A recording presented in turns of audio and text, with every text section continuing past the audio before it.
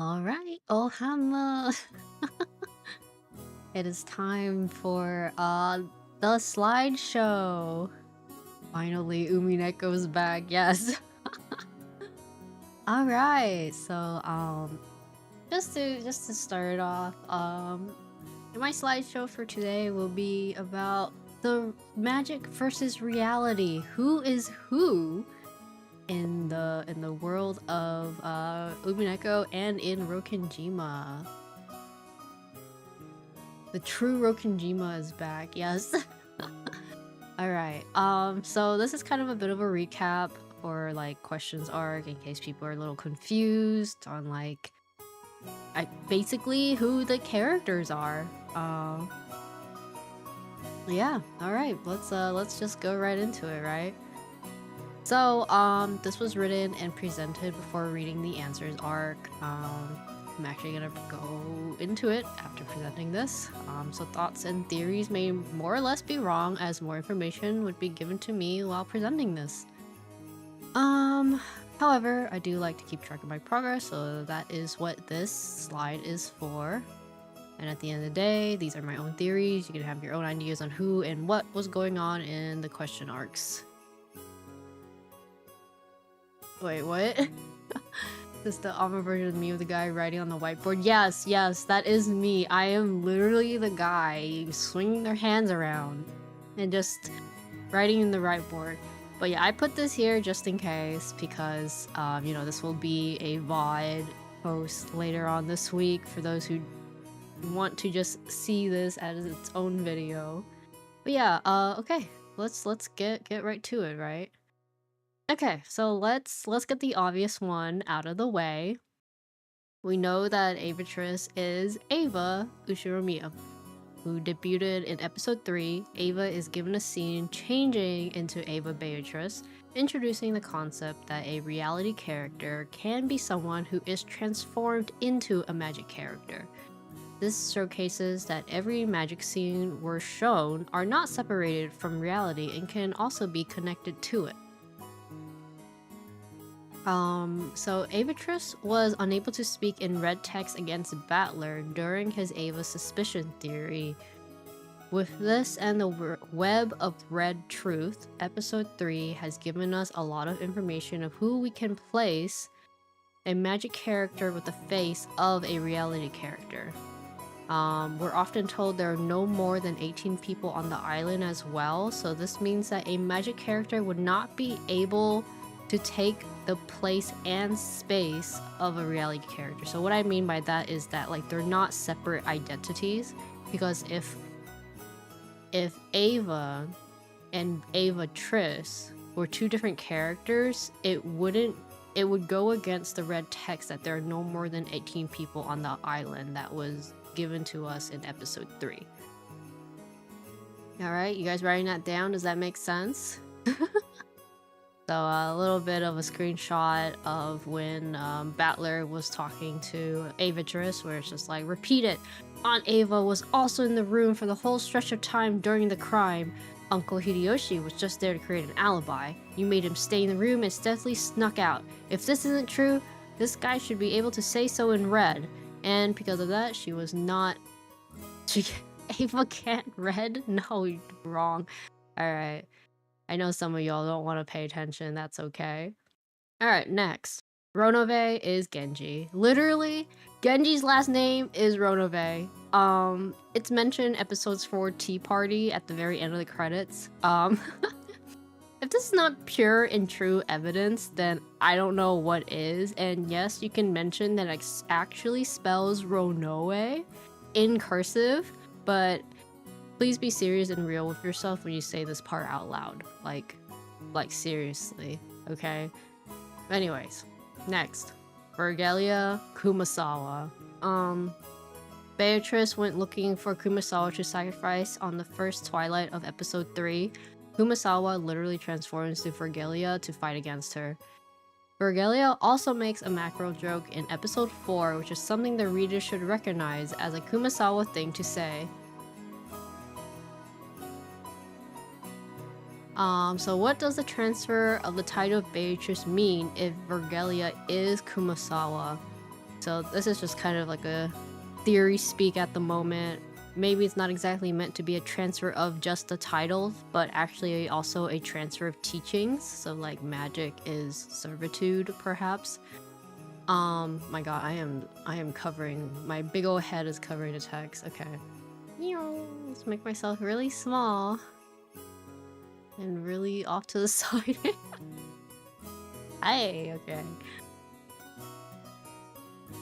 And then, so if we know that Kumasawa has been around the Uchiromiya family for quite some time to teach the younger servants on how to act, we can then theorize that Beatrice is Shannon. I'll be honest, this is just me making assumptions after excluding all the other players in the magic versus reality theory, but like at that point it kind of is like the questioning of like what makes Shannon so important to the story.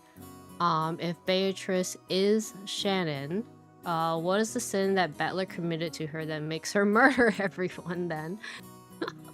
Like, girl, what happened? I would like to know too. Okay, from there, you could say like, okay, but what about Kuodorian Beatrice, who is, I would say, the separate from Beatrice Shannon, is that, you know, it was mentioned in red text that Kuodorian Beatrice was real, and unfortunately she is dead, and likely the reason why Kinzo went even crazier than he already was before.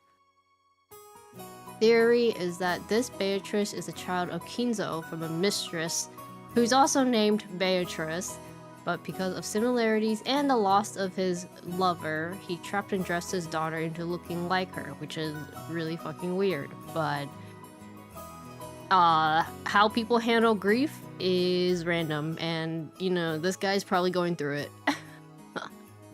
Beatrice likes George. I'll be honest, George likes Shannon. I don't think Shannon or Beatrice actually cares or likes George. Like, you gotta also recognize that this is all like separate facets of people too, so you can't really just easily just one-to-one just be like, oh, so he likes Beatrice. No, he likes Shannon. That's, or Sayo, if we gotta be specific about which the characters are. So just make sure to, like, if you guys are actually wanting to pay attention and play along, like, these are all separate details that you guys need to remember.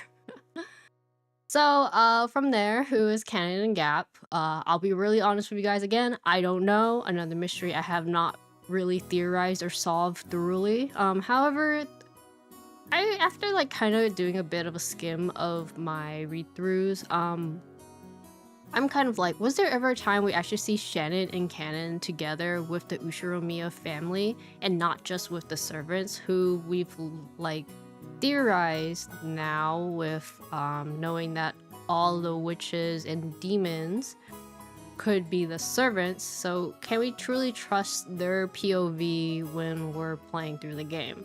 So yeah, I kind of just don't know what to say about them, but like, that's okay. From there, there's also the part which this was already stated in my previous slideshow. I would highly recommend you guys look through that again if you're confused. So the Web of Red Truth in episode 3 did say that Shannon and Canon and Genji and Kumasawa were dead. I already debunked this, that Shannon, Canon, Genji, and possibly Kumasawa are used as titles, so the death of a title does not mean the death of the person. This was also reinstated in the episode 4 Tea Party, that like Kinzo is also a title that was passed down to someone else since Kinzo was already dead at the starting time for all of the games. Yep. That's it, yeah. So like, who is who? We'll just do a quick refresher. Avatrice is Uchiromiya Ava. We actually see the reality character turn into this magic character. Ronabe is Genji, literally in his name. Vergelia is Kumasawa Chiyo. We see the transformation, plus they're making the same jokes. Beatrice is Shannon, possibly also Canon and Gap. I don't know. I'm literally guessing on this part of the theory, so yeah. Okay, anyways, with all this being said, you can reread the murders and mysteries of each Rokinjima incident that happened in the question arcs with a more realistic lens. This is not telling you to ignore the magic that is happening, as that is an important part of the story. But for those who want to have a better idea on solving the who and what of the murder mysteries, this may be a good stepping point for you all. As for the why this is all even happening, I don't know. So yeah, thank you. Okay, let's begin the answers arc now.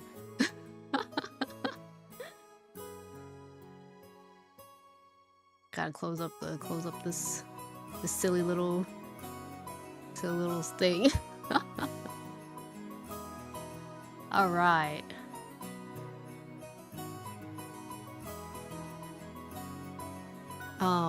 Let me fix myself here.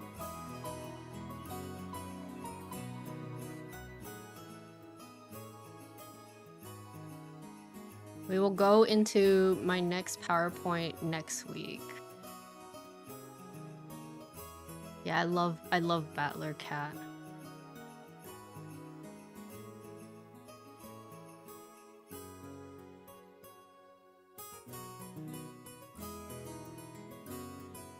Alright, let's also get this music out of the way. And let's make the seals cry. Holy crap, that was loud. Okay. Very loud seagulls. My goodness, alright.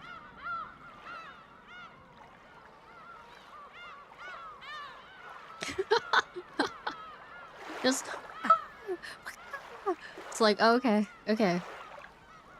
Really loud seagulls out there. Okay. Alright, one last thing I will just put out, because I know people were like thinking I'm joking, or like they're like, that doesn't make sense or whatever. And because to make all my thoughts a bit more coherent about all this, let me just like drag my body over here. Alright, so you guys can see me talking about... Oh wait, I'm like getting cut off. Alright. Alright. But the bird's still very loud.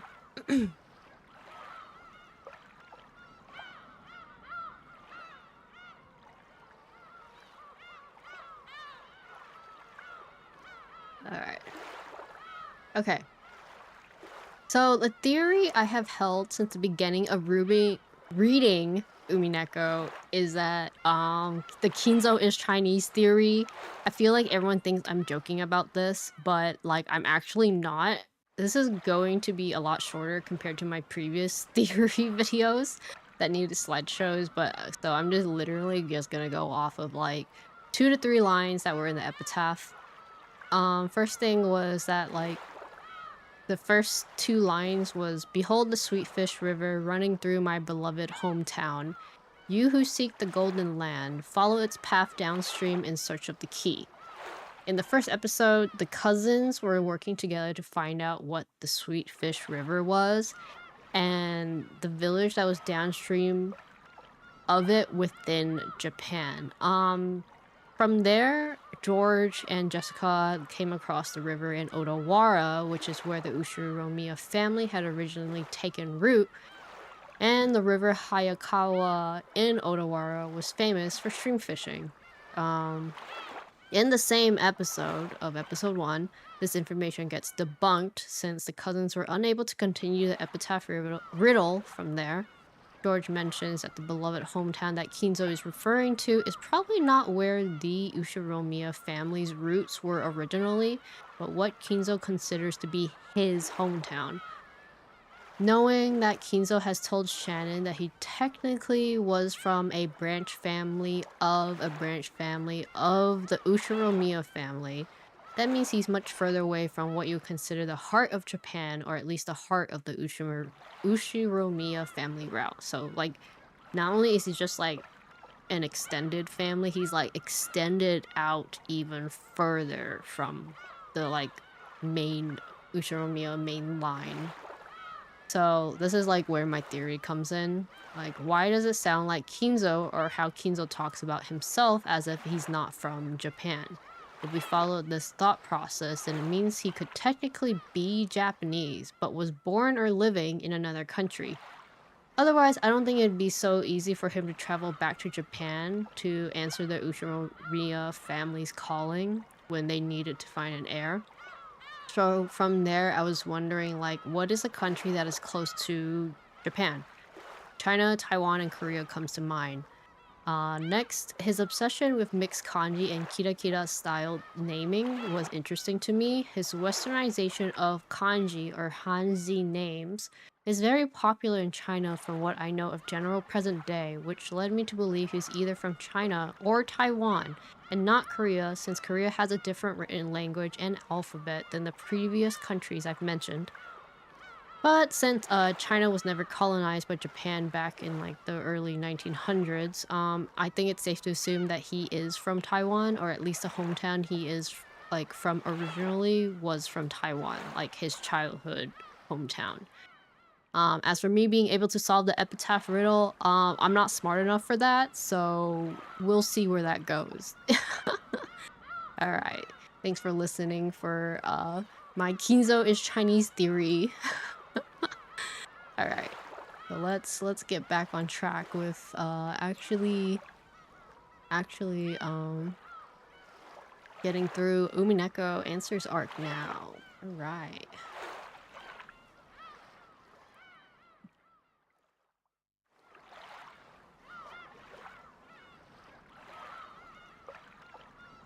Let us begin. Begin. Okay. End of the Golden Witch. All right.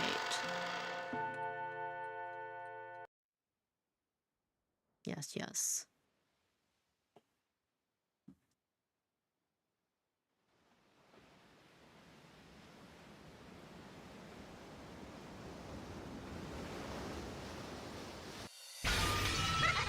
Oh my god. The art. I gotta fix that. I miss her. I miss her so much. You idiot. Yeah, this song is loud. I have lowered the volume so low.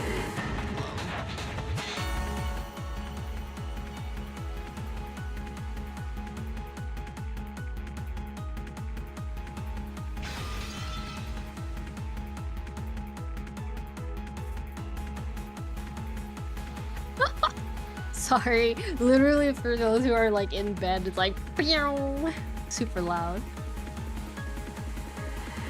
Hi, Poppy. Look.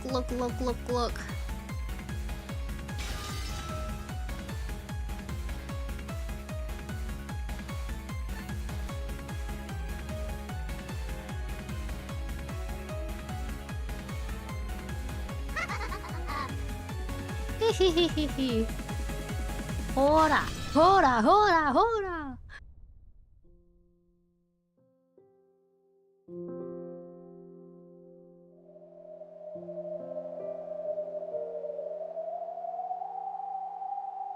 Is she okay? No, she's not okay. I think she's going through it, like, very badly.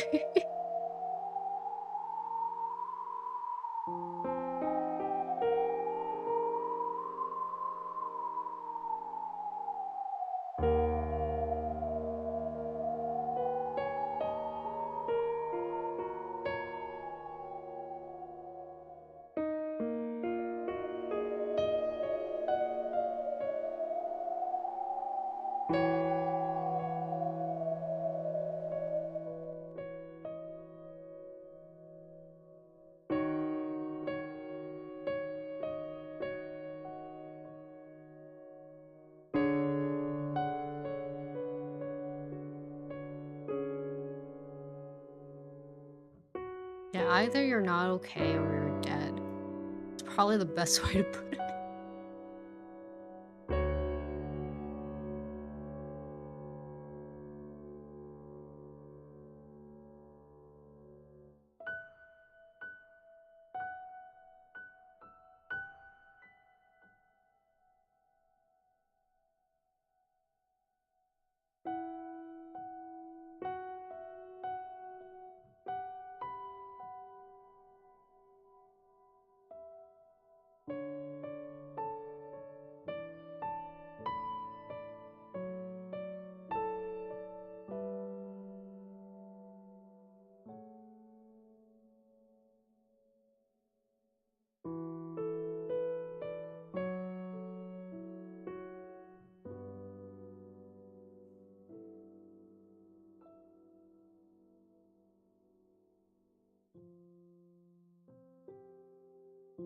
nostalgic game. Quite.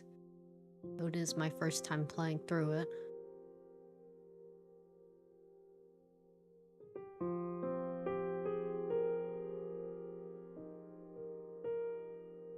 What is this face? What is this face? Three mouth battler. Battler goes nya. Hello. Oh, Hamu, welcome. Battler is real.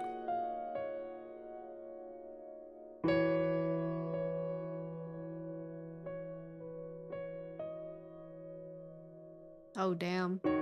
Girl, you okay?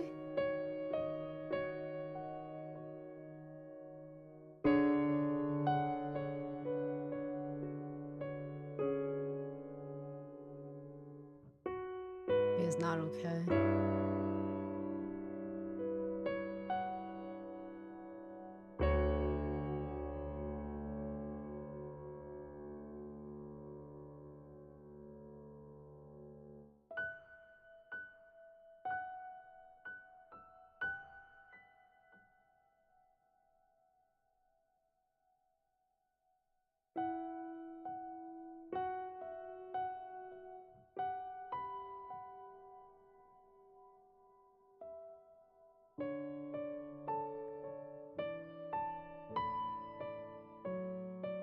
Dude, he's so cat-like. What happened?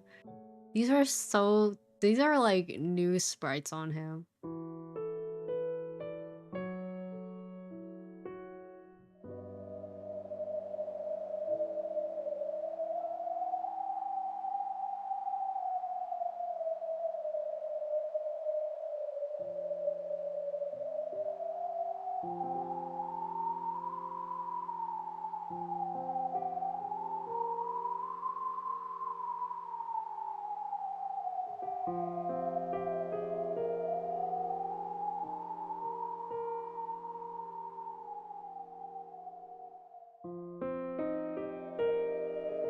First time, enjoy. Thank you. I just did like a whole slideshow just like 10 minutes ago. Feel free to check out my other Umineko video. I think that'd be like the most series I've been making videos out of. One will be coming out this Friday.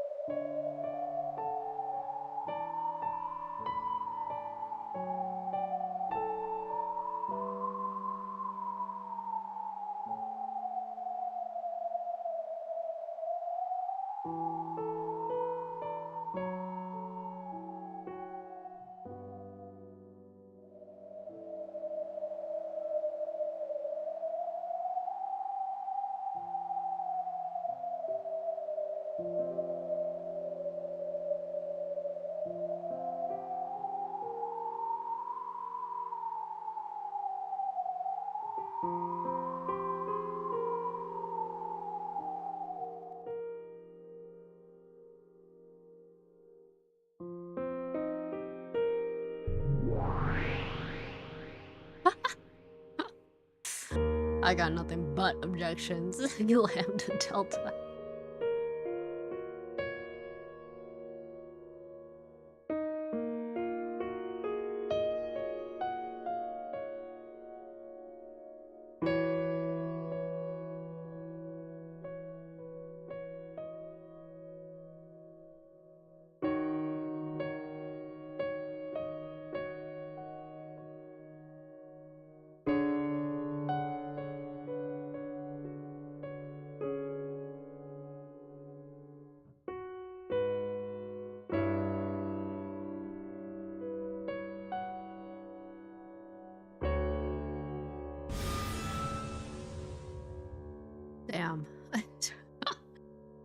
That was rude.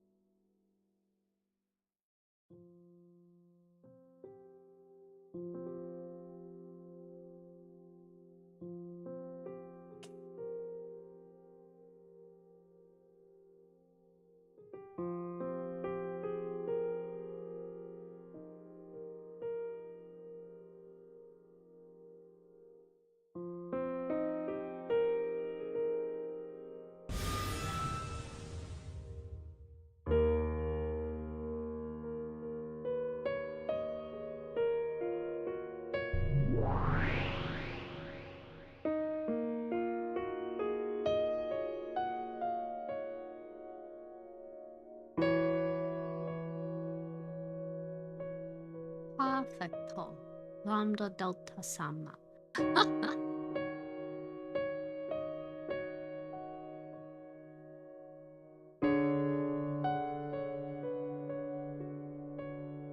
Yeah, right. Just straight English right there.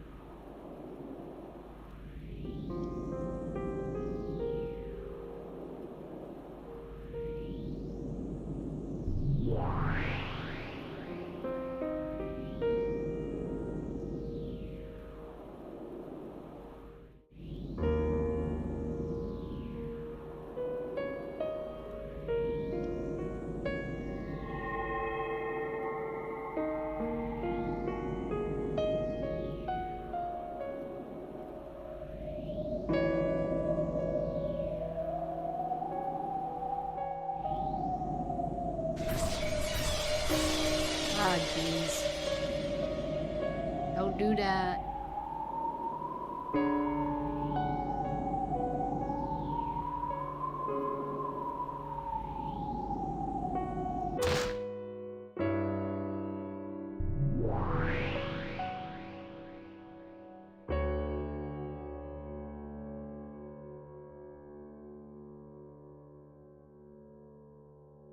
Oh my god. A new face on burn because it's all crazy. Oh.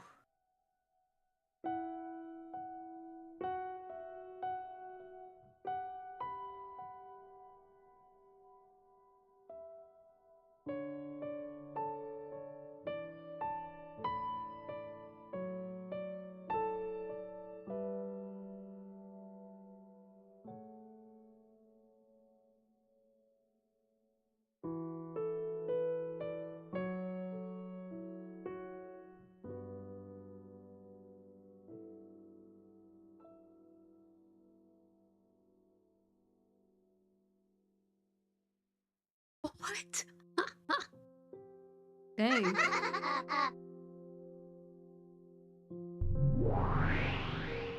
So many burn faces in these sprites now. Good for her. She knows how to move her face muscles.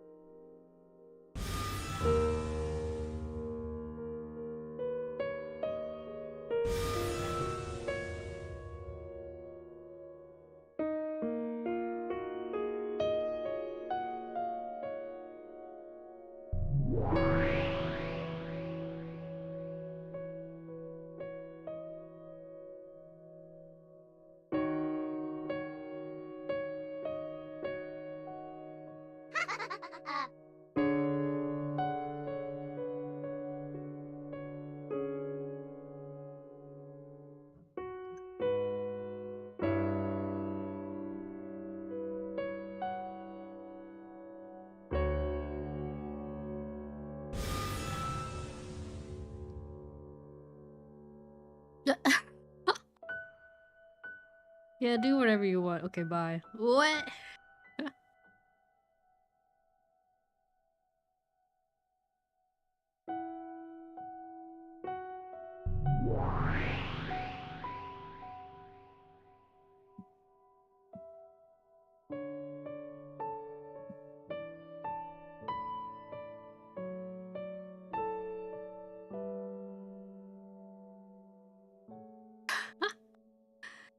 I put in a new episode.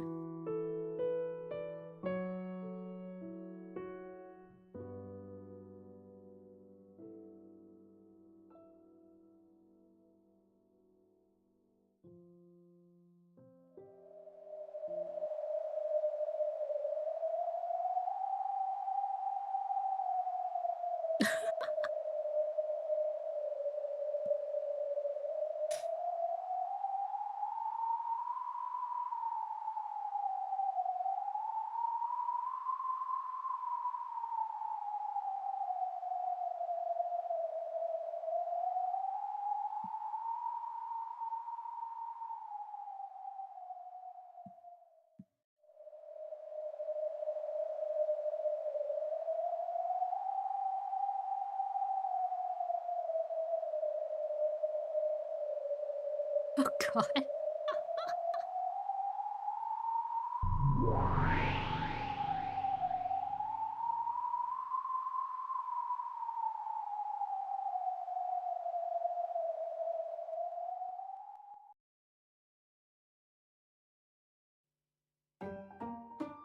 So this is where he is.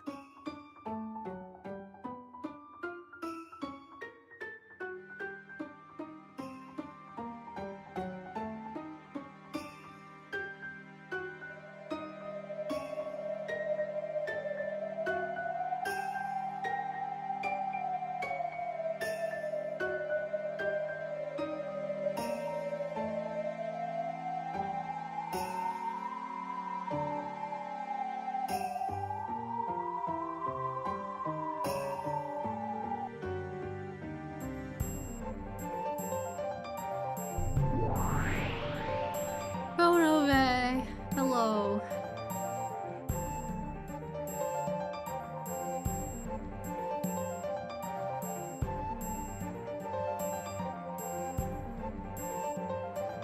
Yeah, what is with these battler sprites? The fact that Ryukishi drew some of these and like they look really good. I'm like, I can see why some people like this guy.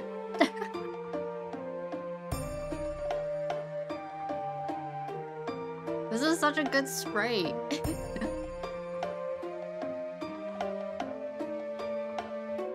Ryukishi really like upped his game on these like facial expressions.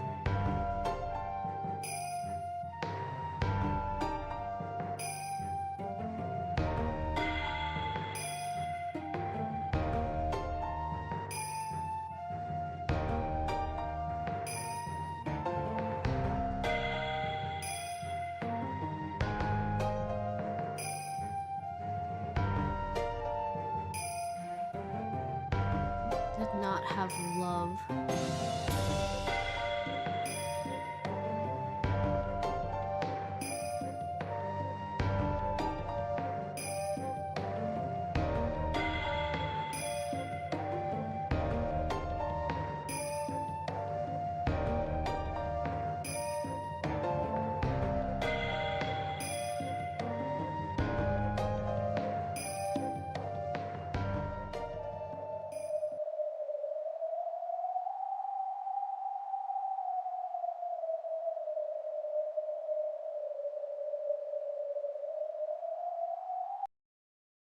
Catler is a Catler. Sorry, I'm supposed to take this seriously, but every time I see this, yeah. And then the tube after that.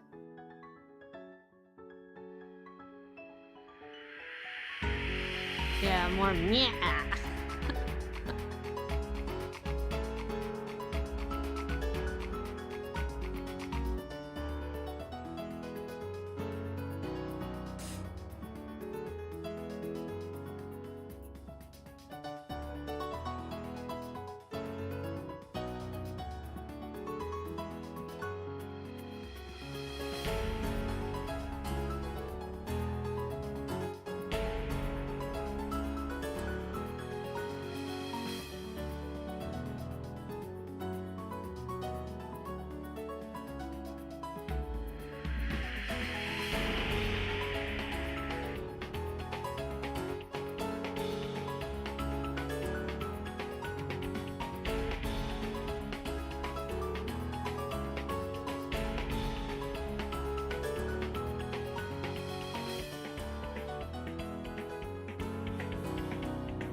He's so moe.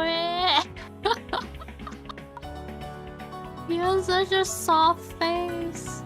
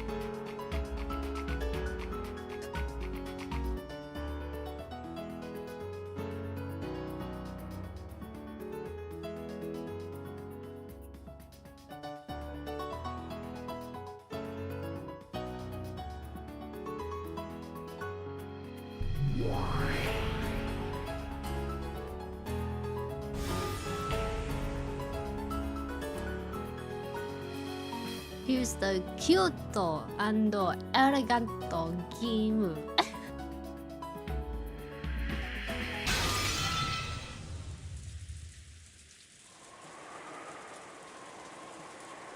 Oh, what the heck? Sure, I'll save. Why did this just pop up? Thanks. The game literally was like, did you want to save? And I was like, oh, sure.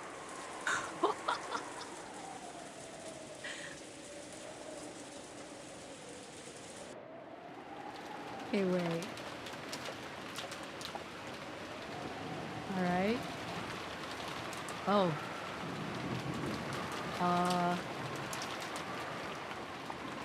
Natsuhi. Okay, hold on.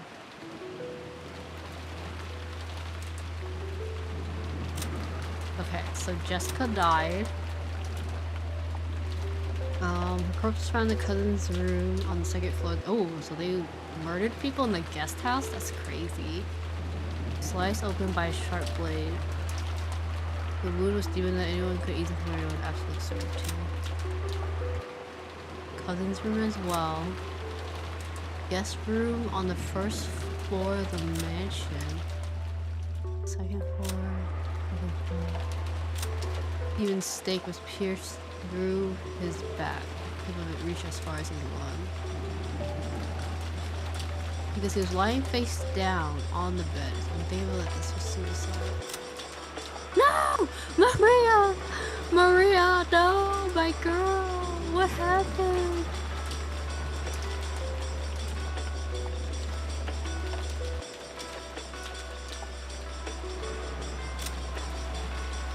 Damn, this has not changed. That's crazy. Okay, so everyone died in different parts. Like, different places this time.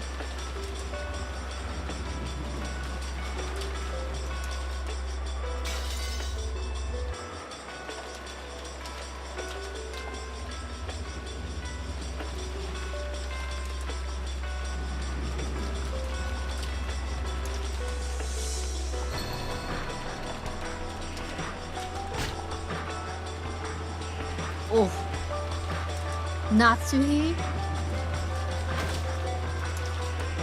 Oh, literally had like Natsuhi's suspicion theory for episode 1, but I don't know if that's like that important since I don't know if people are actually like listening to me on these theories I have. So nice to watch someone actively trying to solve the mysteries. Thank you. I've been kind of going on and on about it for a while. I will have another video on Friday, which was just the PowerPoint or slideshow that was in the stream. But I do know, like at the end of the day, the mystery part is like the importance of these mysteries are like not what not like how the murders happen, but that's kind of part of the fun for me.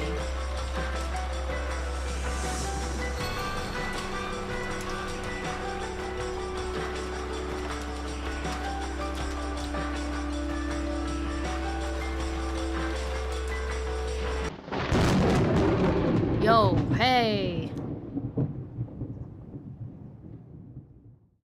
Who are you?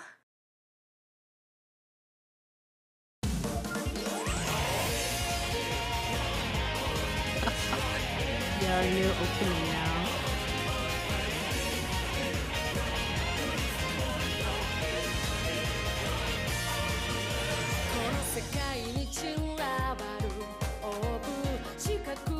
Oh, Maria. That was Natsuhi behind him.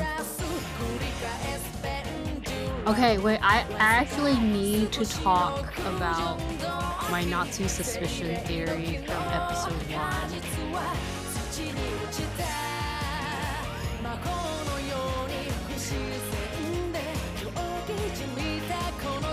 Yeah.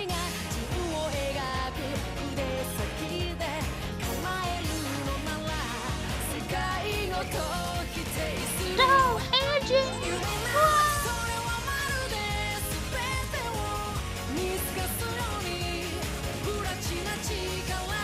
Damn, the quality of this opening compared to the first one too is crazy.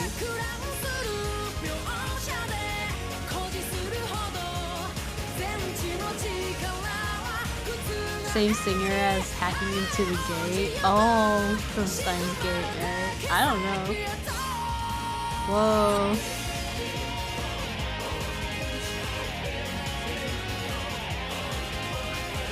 Breaking the seal? That's crazy. What is going on? Alright.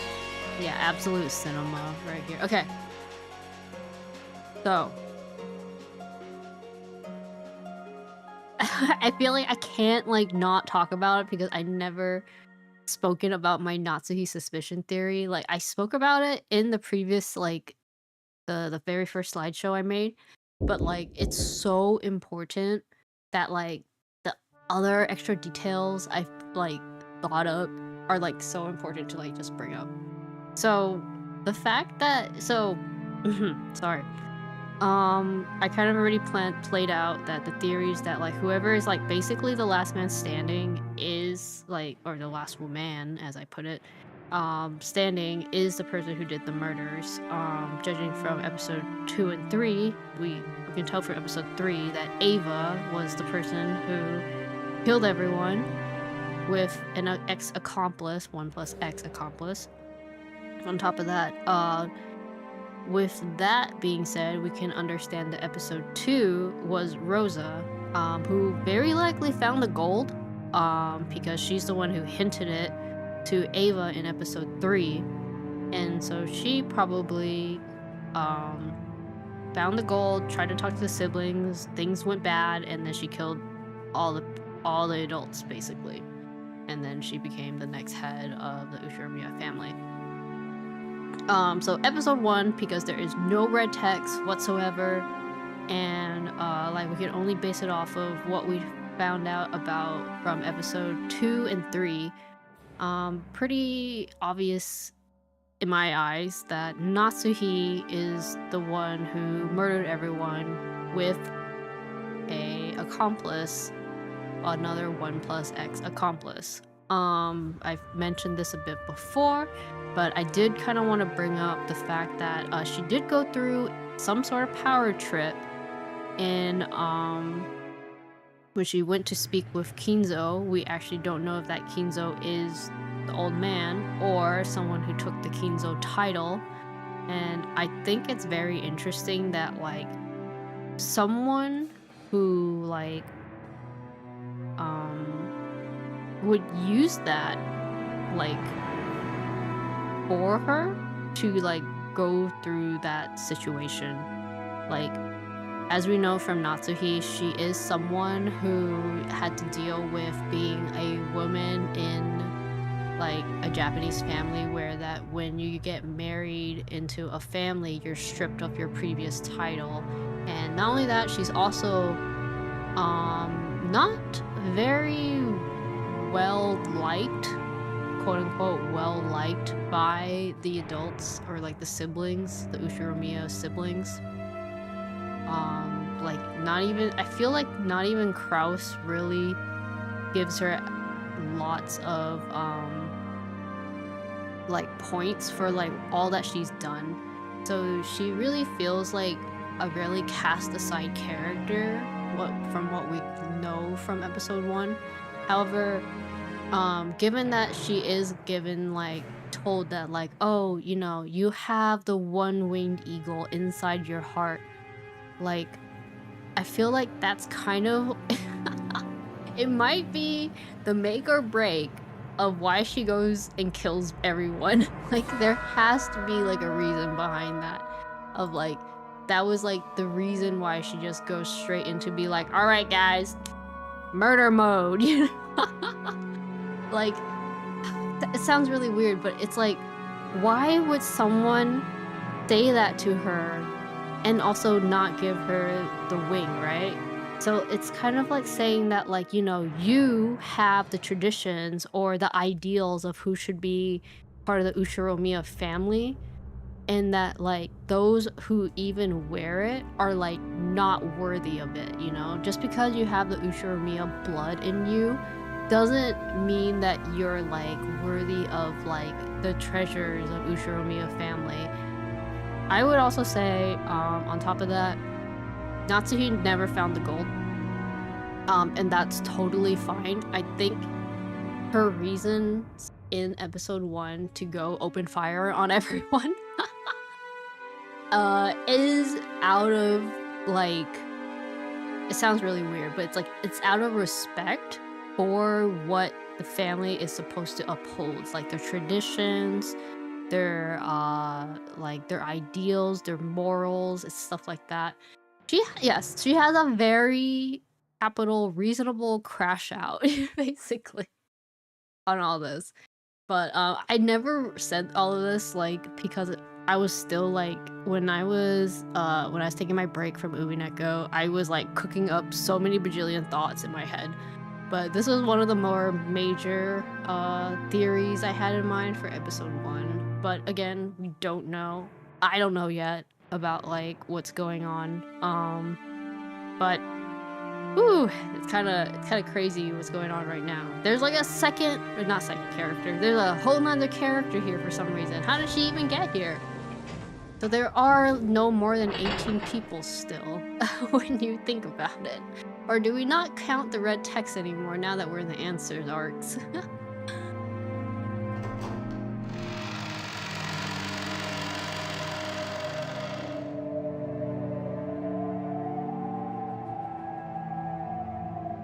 I did also want to say that if we do kind of put a point, like a pin on the person who you can suspect as the murderer, that could also easily help answer all the other questions that were given in like each episode pretty well.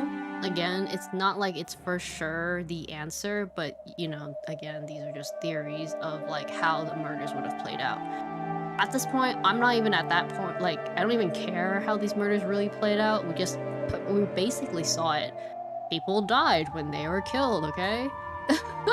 Right now, I just really want to know why this is even all happening. And the only idea we have right now is that Beatrice said that it's all Battler's fault.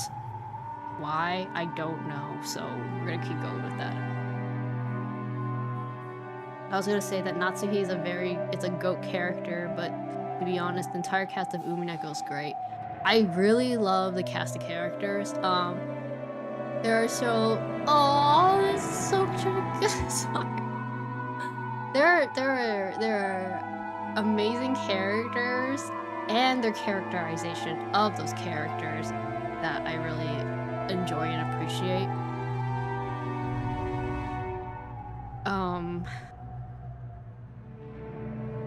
Nanjo, you quack! I don't trust this man.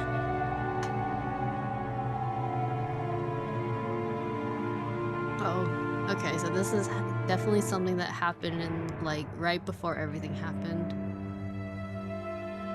Nanjo's suspicious theory is still out there. I don't trust this man. Like, he is not the murderer. He's not the main bad guy, obviously, but he's doing something.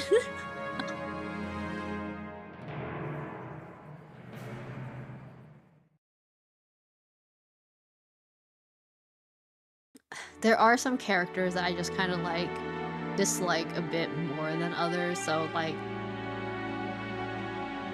I don't care much about Kraus. He had his cool moments in Ep 4. But, like, everything else, I don't like how he treats Natsuki. I don't like how he's so, like, chickens out or, like, is, like, always hiding behind his wife. And, like, he just always portrays himself as, like, a bigger person, but he doesn't, like, show it, you know? Poor Natsuki. Oh.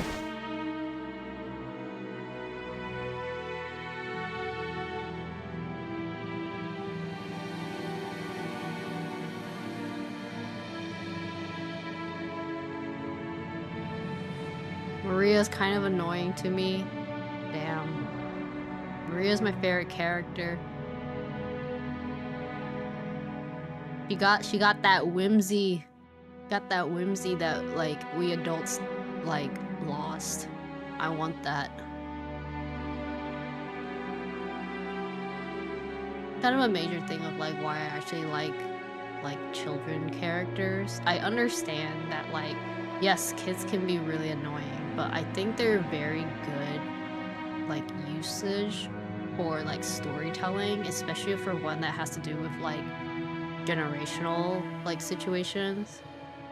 Like, Umineko is a very big thing about generational trauma. Like,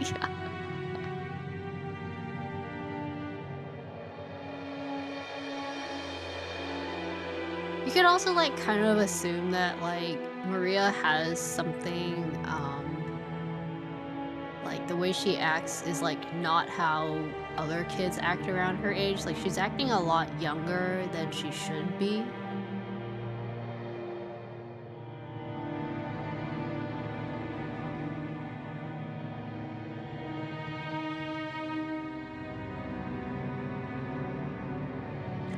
Kinzo is dead. Yeah, okay, not gonna lie, I was thinking about some weird, crazy stuff as a child, but I don't know if I was thinking about weird, crazy stuff as a 9-year-old. Like, maybe when I was, like, 5 to 7, but 9, maybe not so much. I think when I was, like, 9, I was, like, obsessing over Trigun.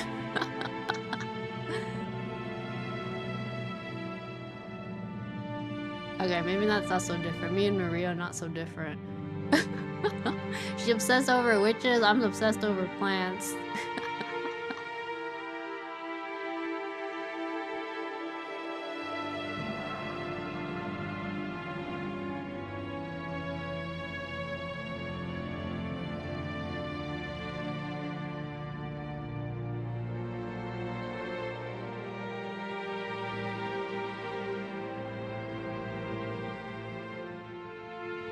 Damn. Not Genji, my bad. Kinzo immediately just, like, died.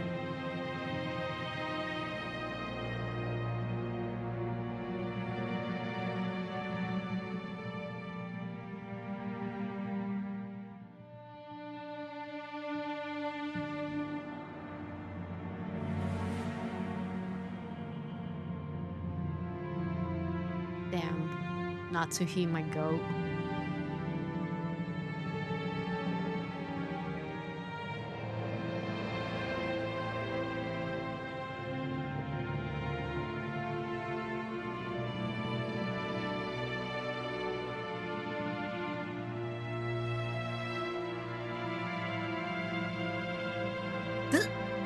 Literally what I was saying, like,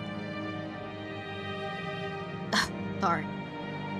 Natsuhi understands what the Uchimiya, like, family is supposed to, like, be about. I literally just said this, and she's already, like, taking, like, she's girl bossing it.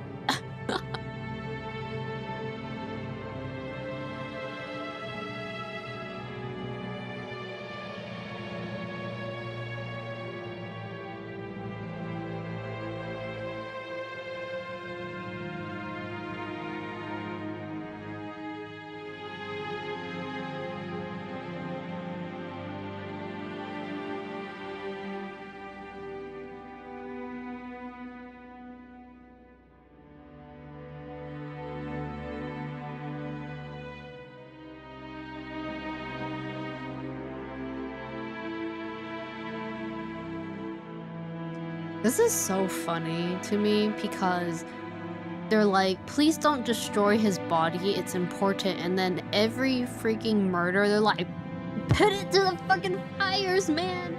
Burn it now! Like, bro, what?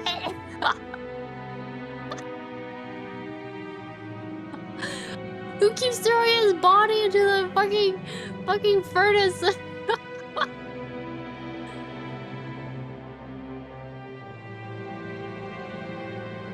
I won't deny it's probably someone who hates him so much that they don't even want to see him like alive in a coffin or some shit, man. Like, and you know, honestly, with all I've said in my slideshow today, I don't blame them.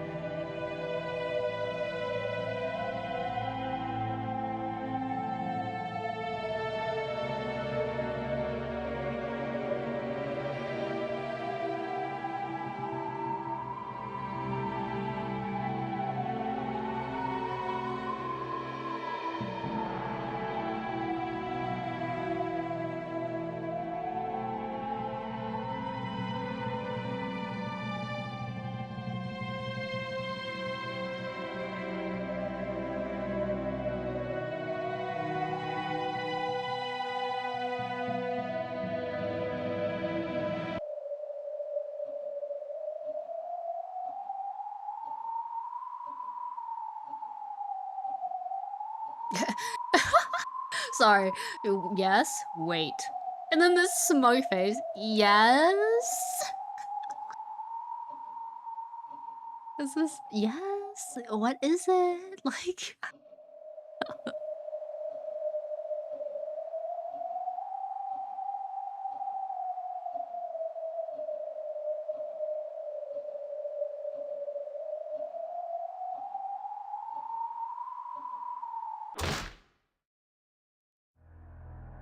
oh jeez.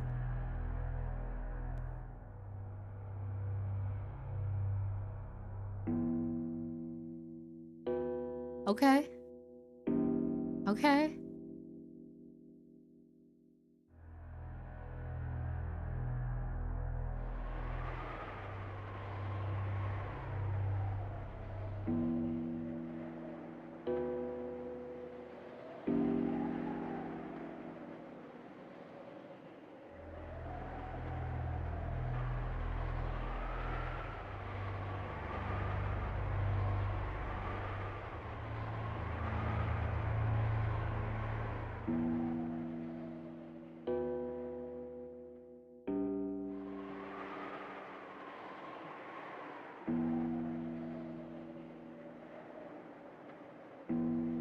Did did the soul of Kinzo take over your body, Kraus? Holy shit.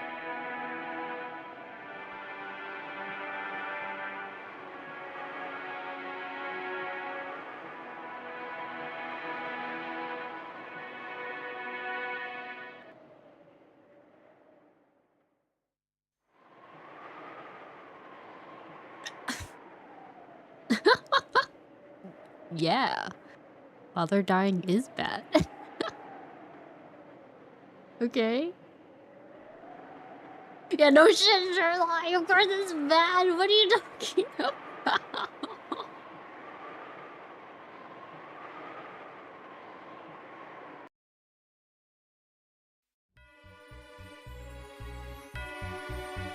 Oof.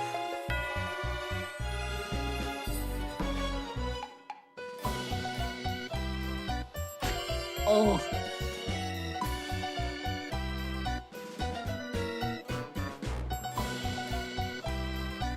Oh, no. Oh, painful. Do you think she like murdered Kraus with like no mercy in the first episode? Am I just being like, man, fuck you? Because you can tell Natsuki cares so much about Kinzo.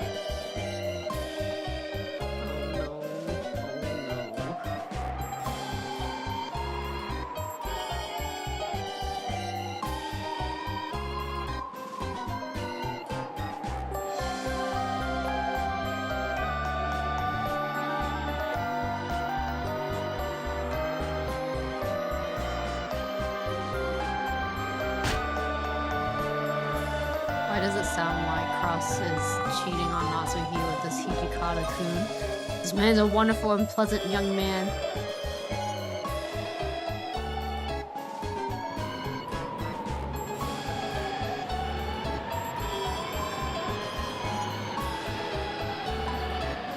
Unless...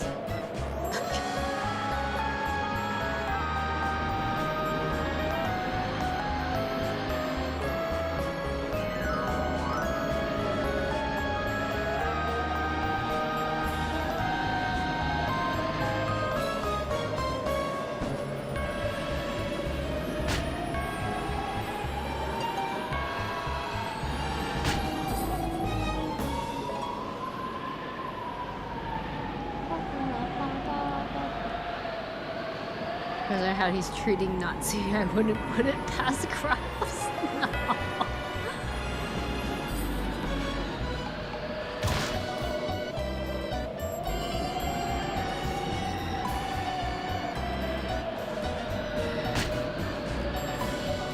I'm gonna kill Krause.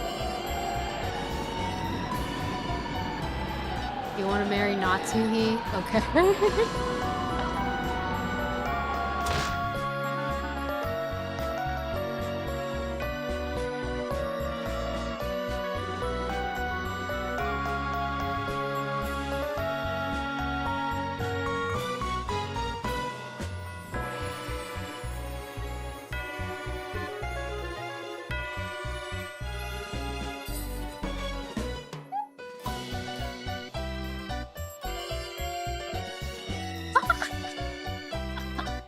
Definitely wasn't genetic.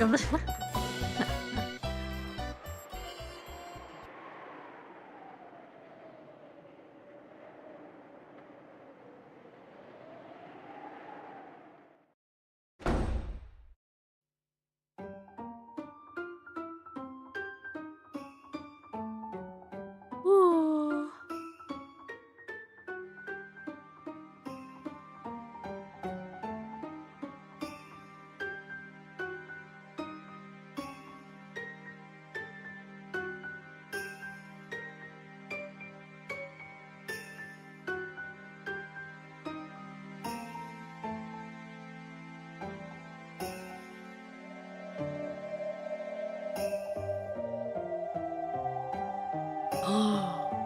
No fucking way.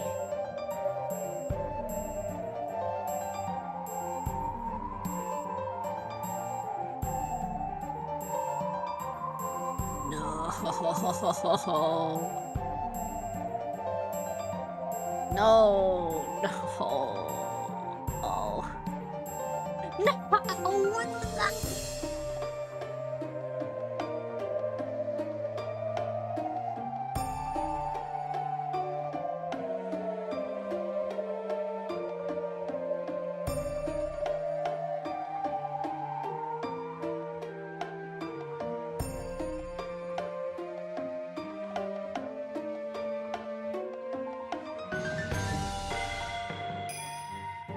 No.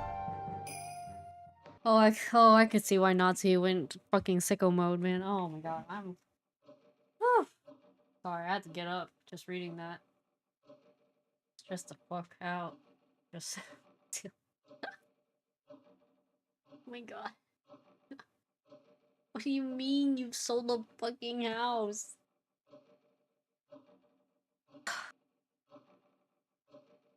Okay.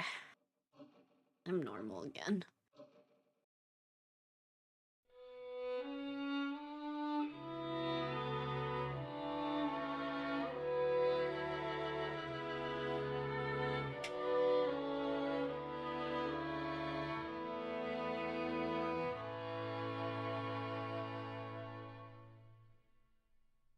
Oh my god.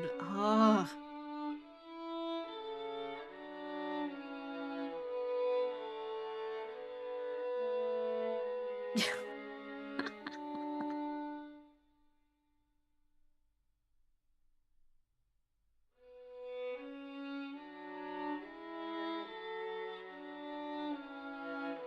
Criminal charges?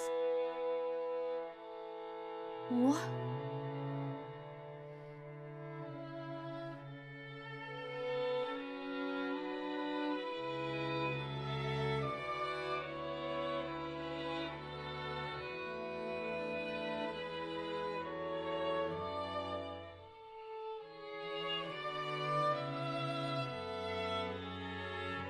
Stop. Damn, I'm reading all this shit and I'm stressed. I'm stressed, man. I'm stressed. What are you doing? What are you doing?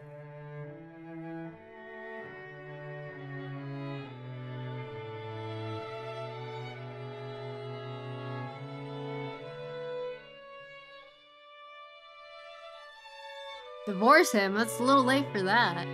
You murdered this man. I'm proud of her for it. That's besides the point.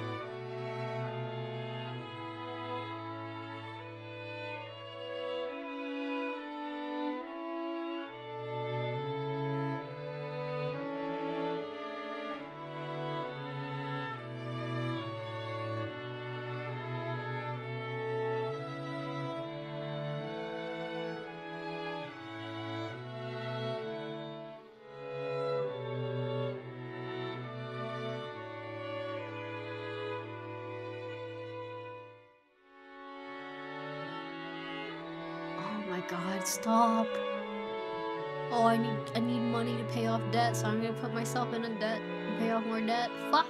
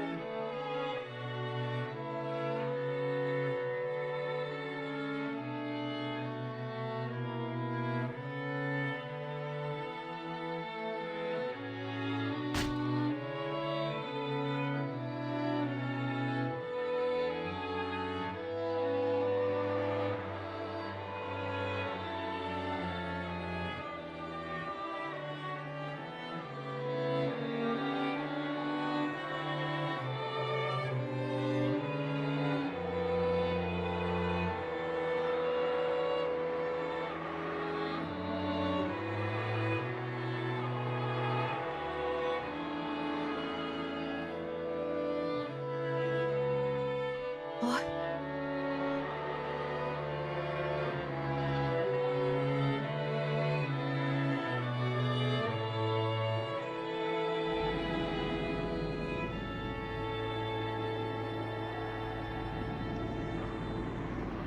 Ha ha ha ha ha. You fucking did this to yourself, man.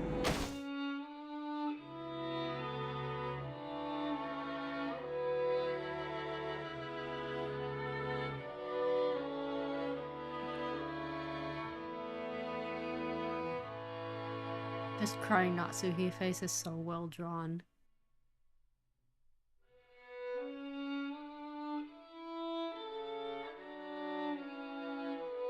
She's so cute. Wah, Pomf.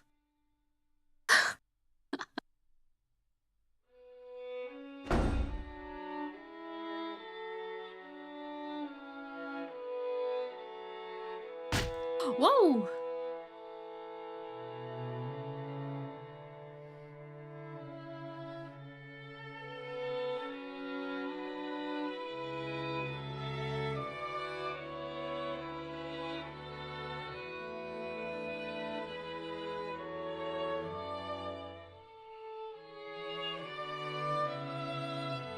Okay.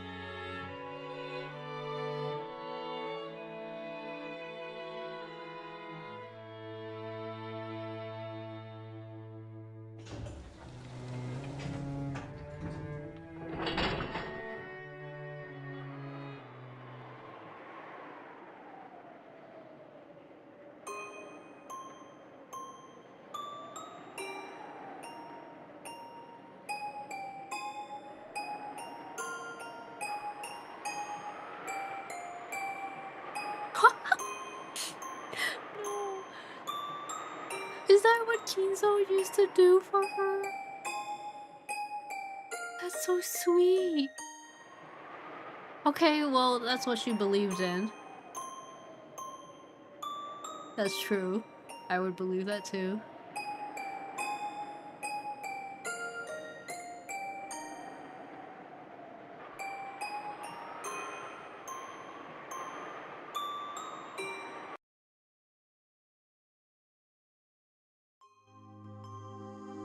What?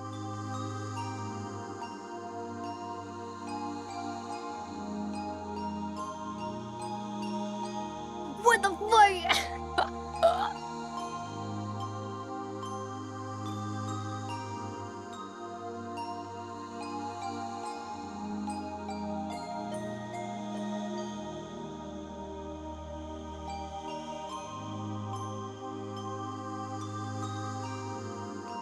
He's going crazy.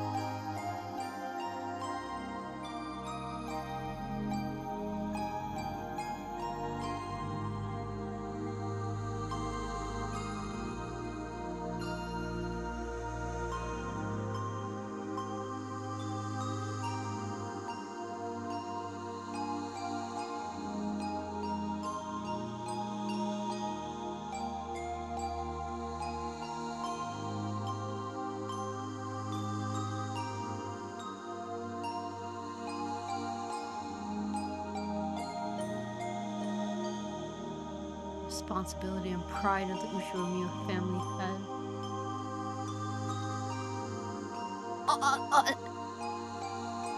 Literally, what I was just talking about the Natsuhi suspicion theory in F1. Like, you could. I literally just said this. You could. It's not inherited by blood. It's through like the spirit and conviction to have like the responsibility and like traditions of like what Kinzo believes to be, or I guess the title Kinzo would be, to have the one-winged eagle on you.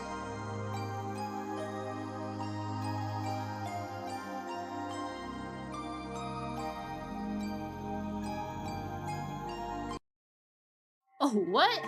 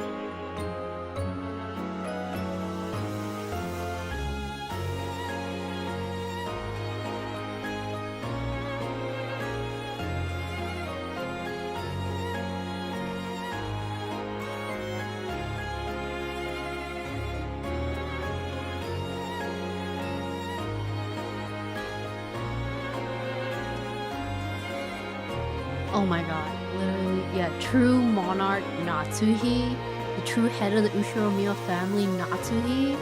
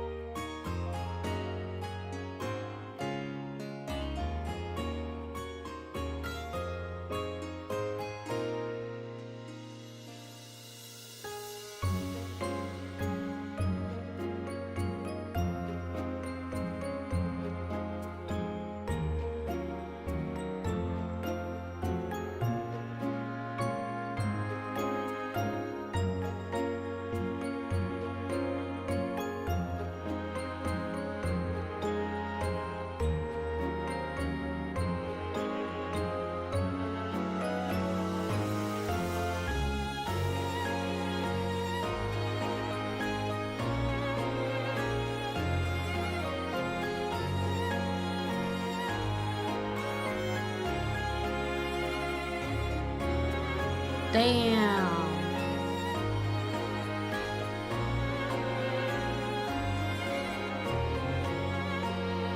Oh my god. Okay, my second PowerPoint. So I had like 2 PowerPoints ready for today, but I cut them to 2. This literally goes into my second PowerPoint. Bro. Yeah, why aren't you in love with a man? Okay, I feel like the need to actually go into my second PowerPoint at the end of this episode, just so like it's there, you know?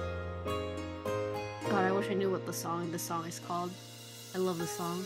I love all the like the soundtrack in this game. It's like so good. Yes, I had a like 35-page like slideshow, and I had to split it into 2. So that was like my first one was like earlier today, and I'm probably just gonna do my second one later today because like after streaming what I can do for this.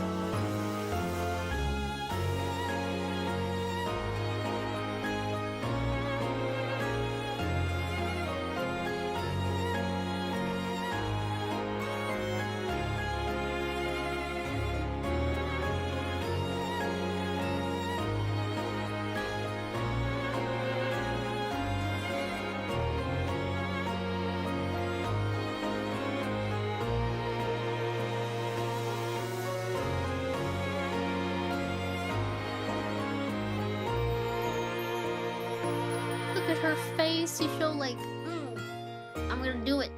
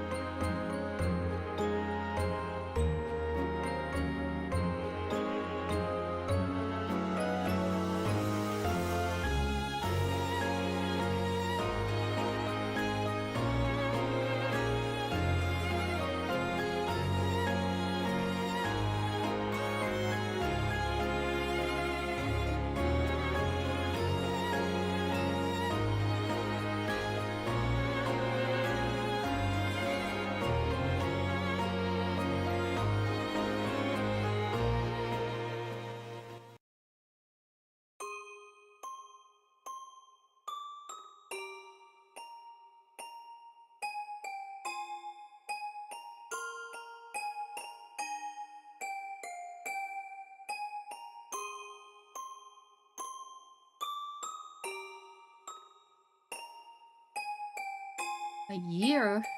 Jesus.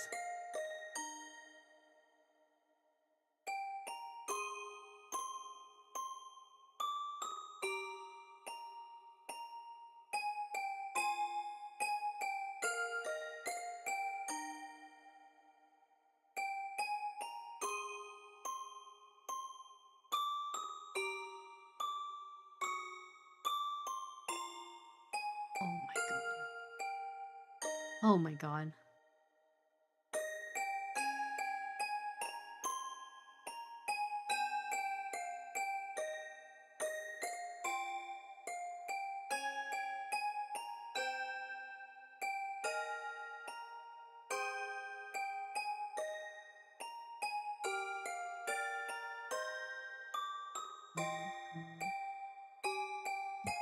My phone is so loud. What does work want from me?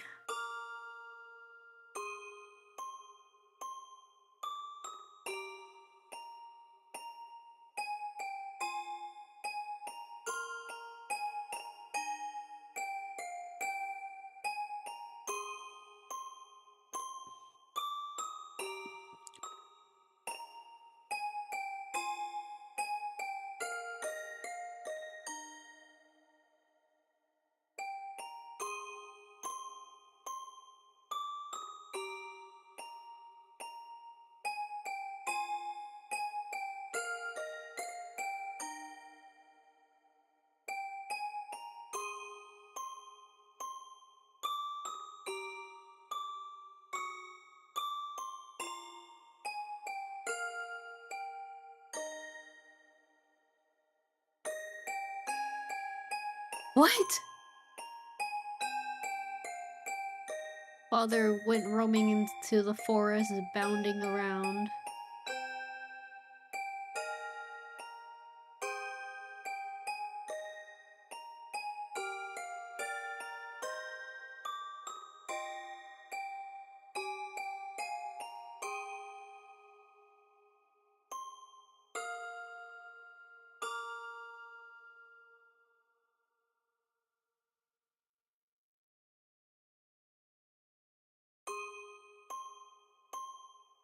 Damn.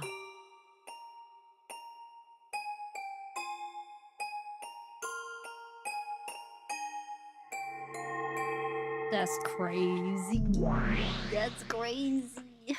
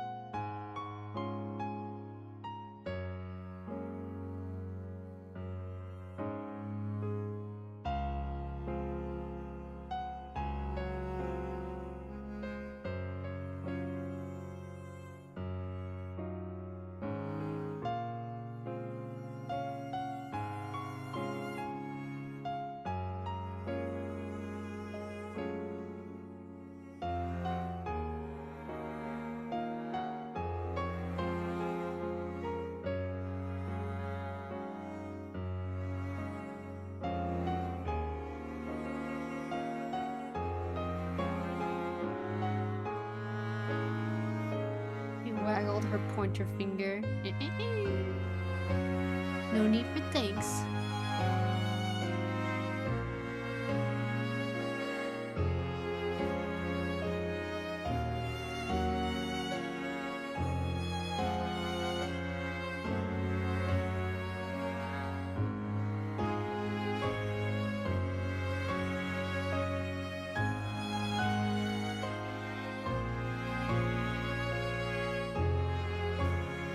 Yo, witch Natsuhi would kinda be cool if it were real.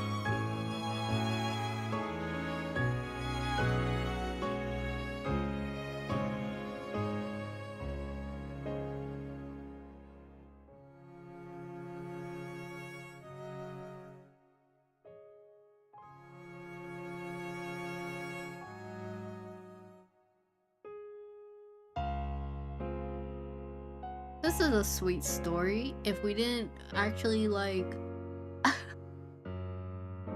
believe that, you know, he's not dead.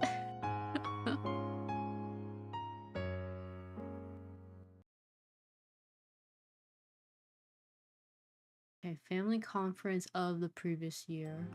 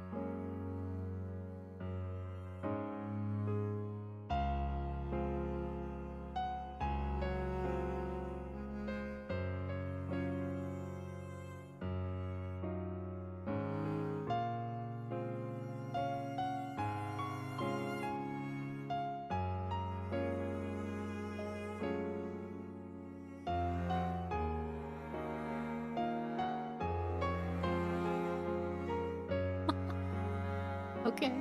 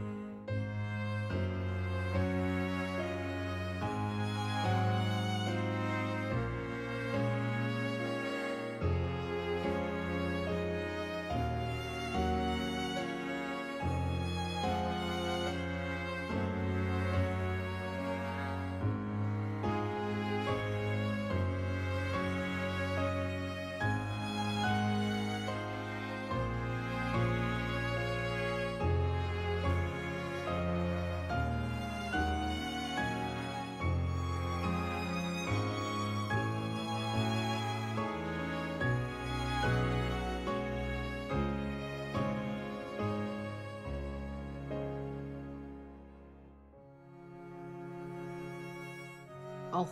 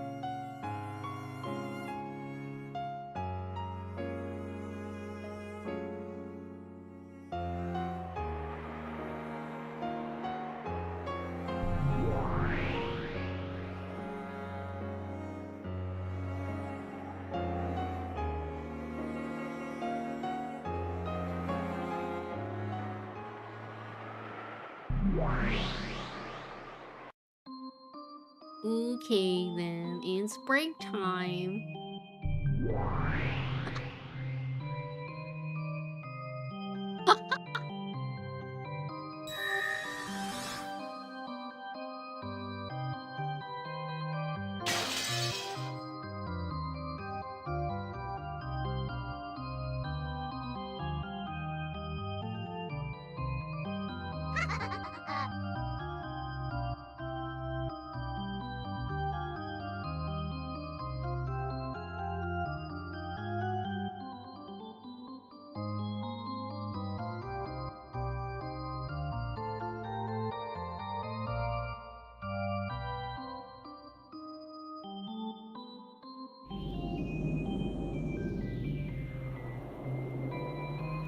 Oh my god, stop. Yeah, everyone's Delulu on this island.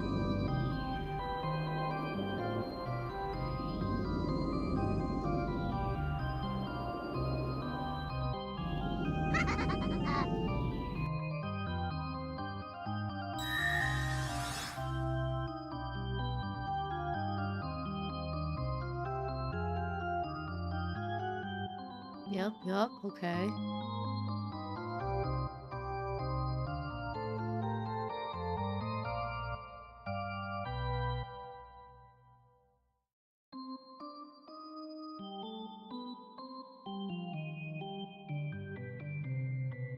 Yep.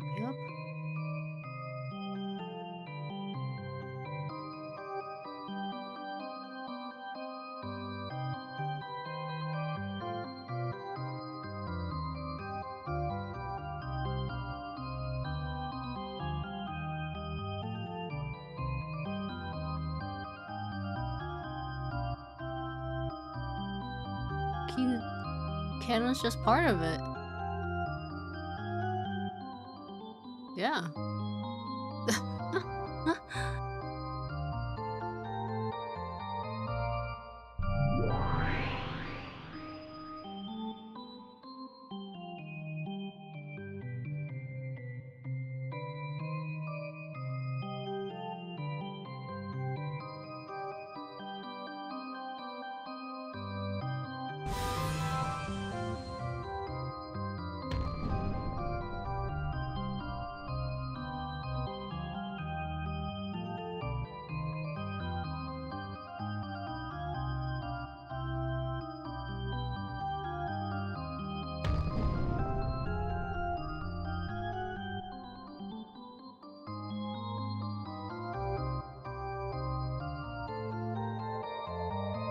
Okay.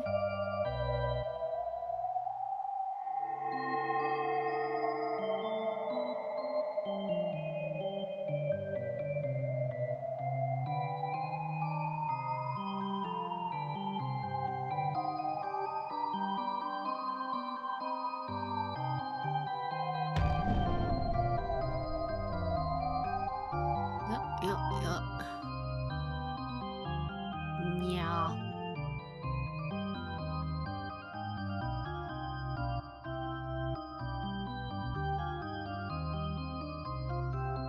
Okay.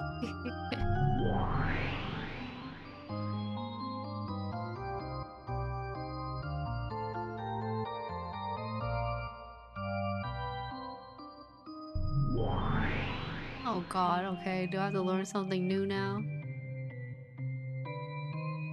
It's forbidden for unknown drugs or difficult to understand scientific devices to be used. Okay. What the hell?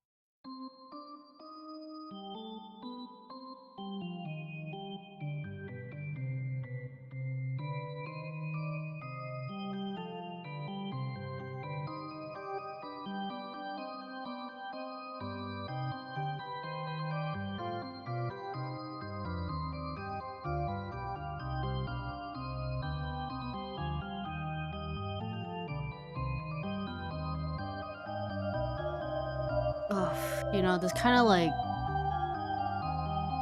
the whole like Natsuhi illusion situation does kind of cancel out the bit of like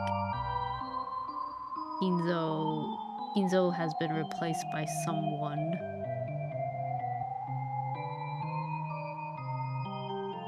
I'm like trying to think like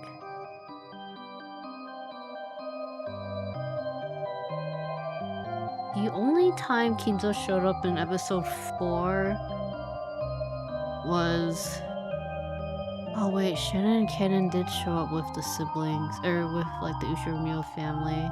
They already got debunked in my PowerPoint in episode 4, because they were together with Kraus and Kyrie.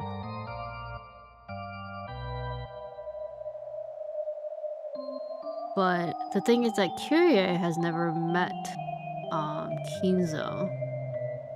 So that means that like there's a chance that when he showed up at the jail cell, whoever was replacing him was just Kraus and the two servants being like, oh hey Kinzo," something like that. I kind of debunked my own slideshow, but it's still like around the same thoughts. Anyways.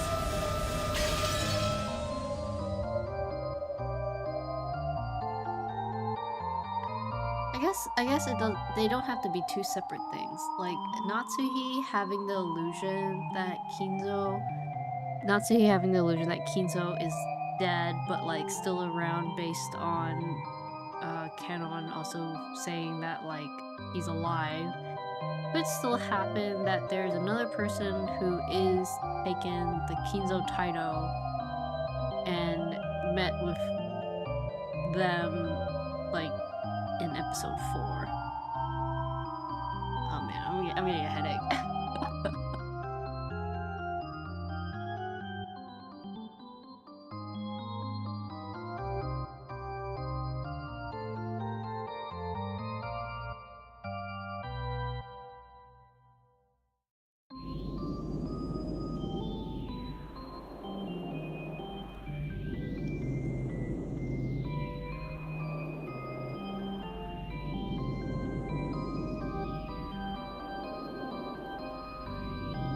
Okay, so Nox's theories have something to do with mystery genres. I've never heard of this man.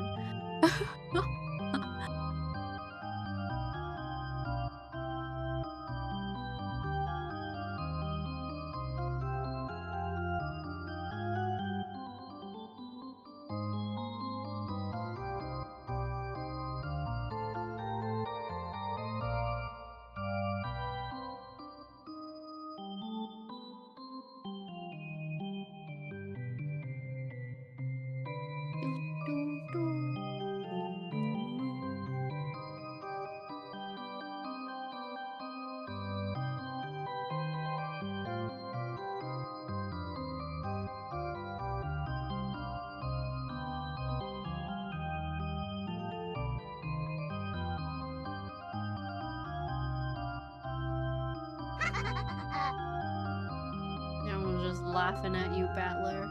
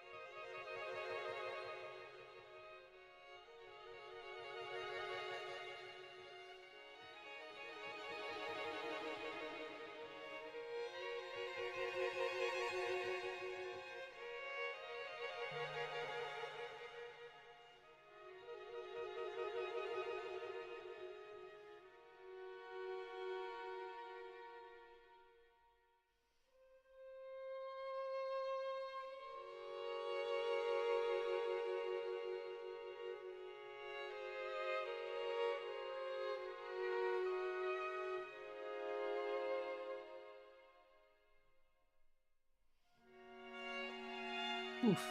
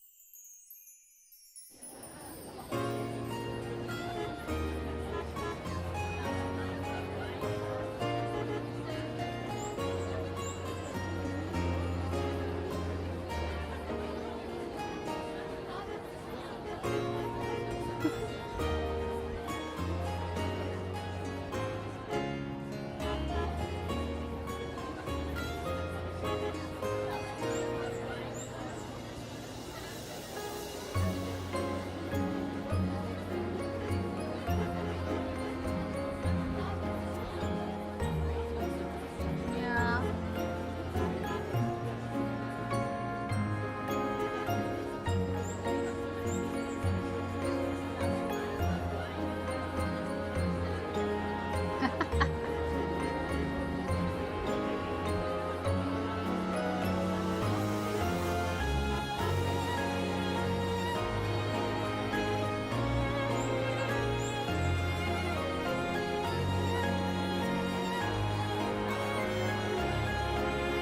Imagine being dressed like this to like so formally while you're traveling down the streets of like Hong Kong.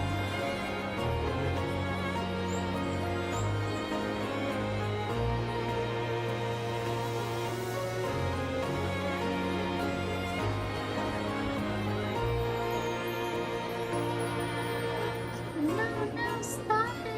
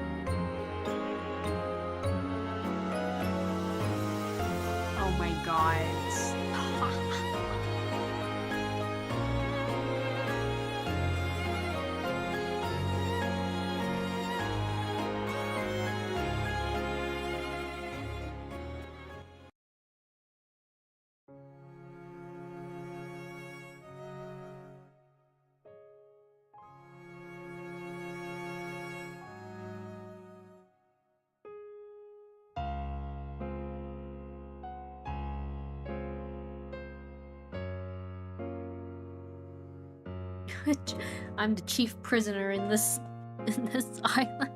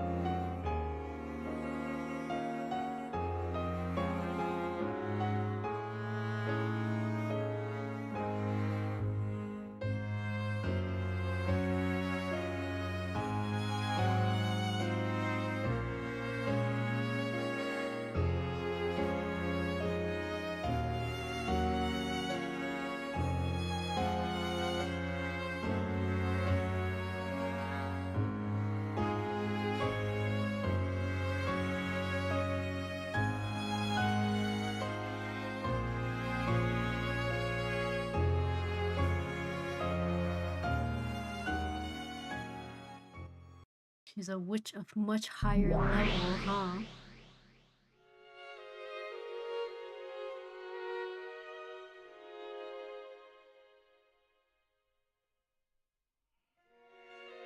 Catler.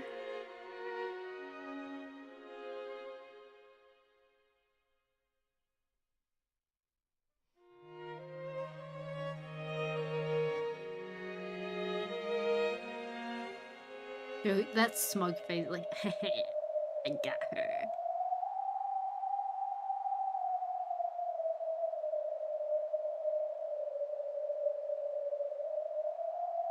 Tyler, so sweet to Beto, yeah.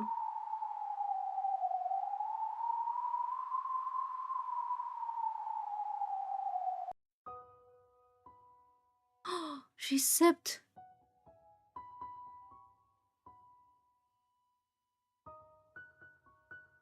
Answers Ark's Battler is my goat. He's so gentle. Compared to like what I'm so used to from questions. And like Ryukishi has drawn him as such a cute. Ryukishi has done so good. Drawing his face. Oh, he's so he's so baby. I love this face, this stupid cat face.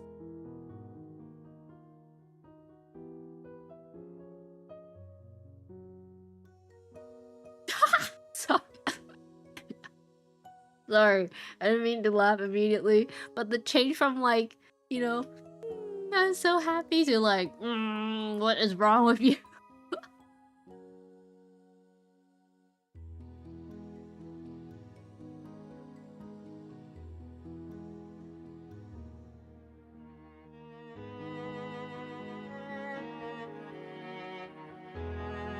Caught you, dumbass.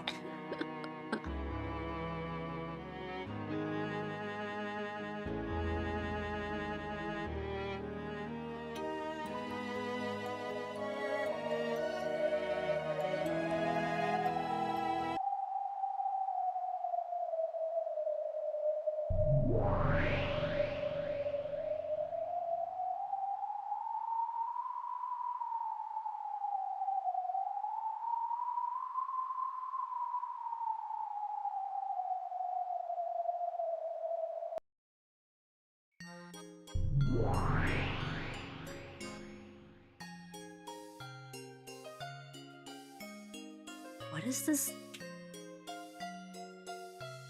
What is this song?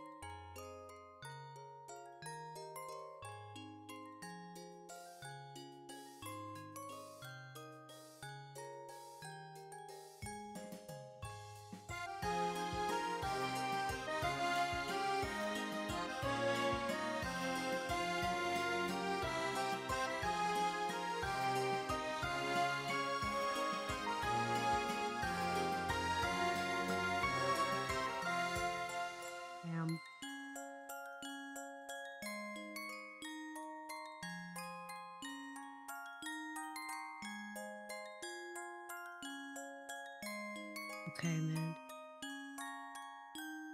Oh, don't bring up the Higurashi part. Ah, bleh.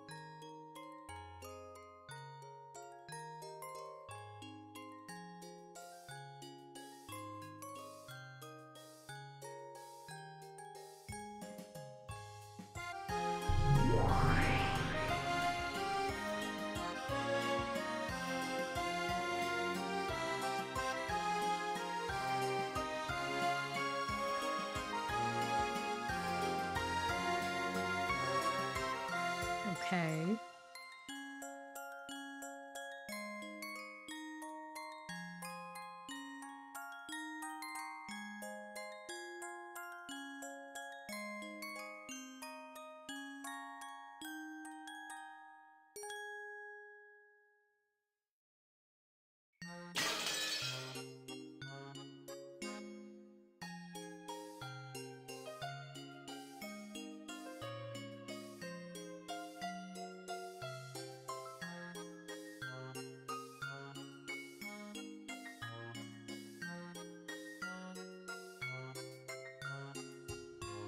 Mm-hmm. Mm-hmm.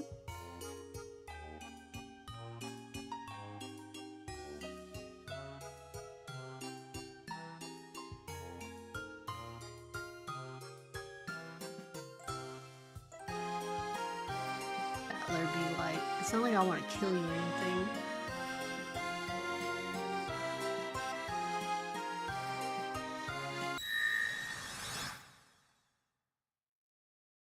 Oh.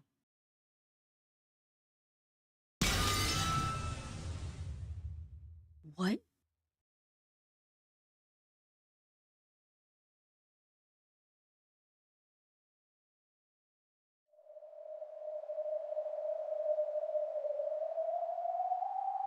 No way.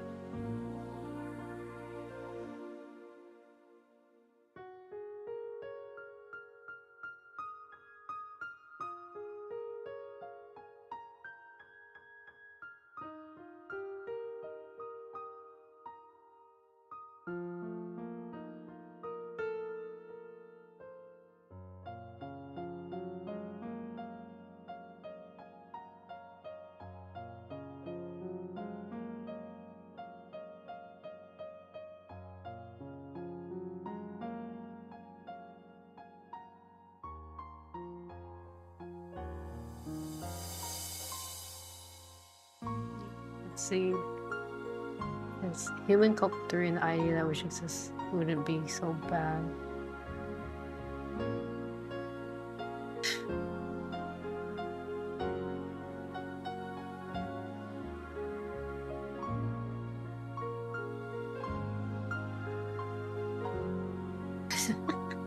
No way.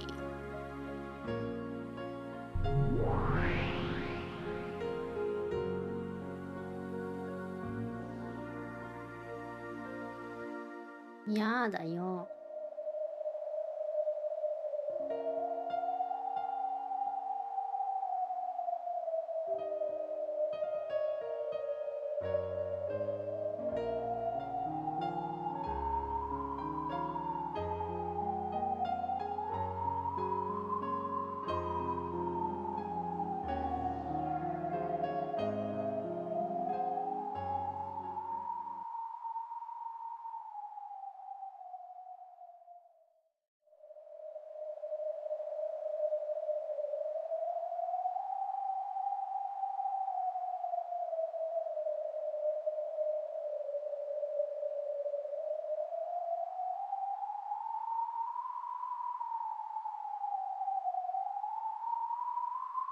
Dang.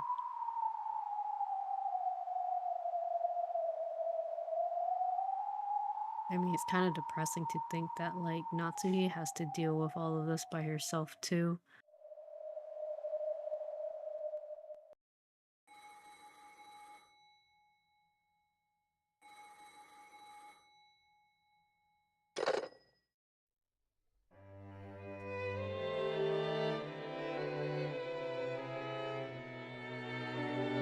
How's it going?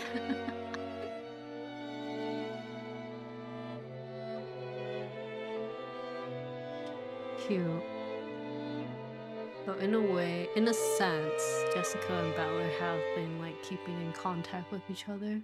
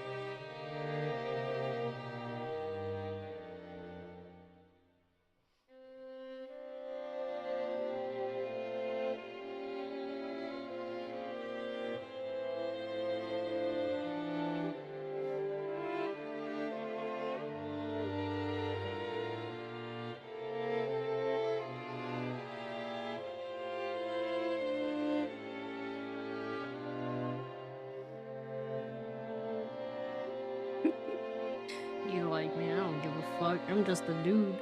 Or ghost even. Just chilling.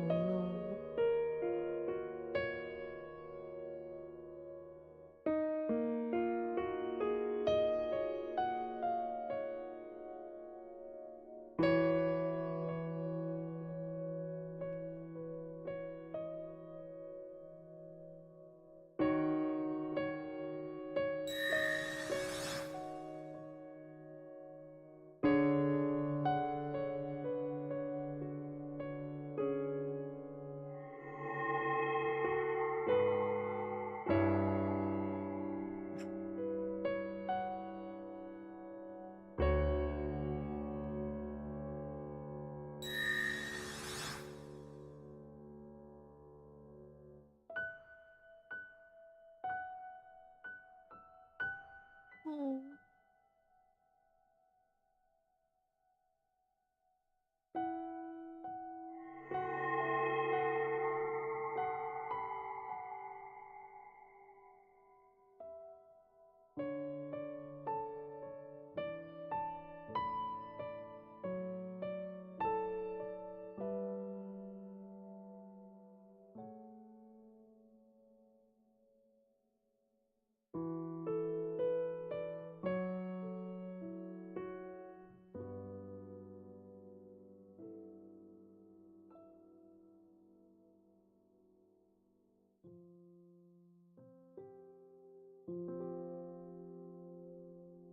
It's not like I want to help you or anything.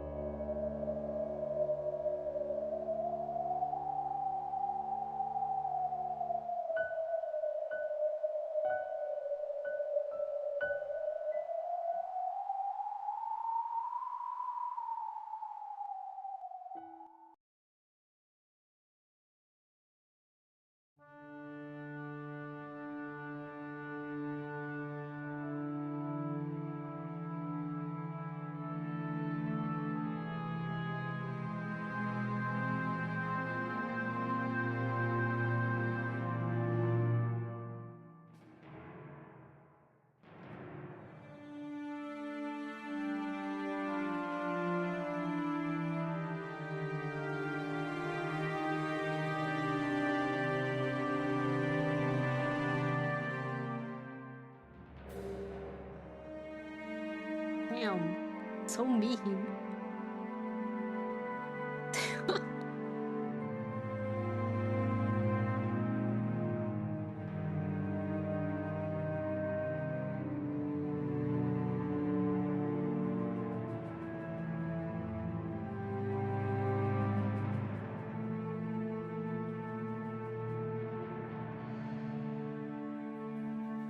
Oh my god, stop bullying her.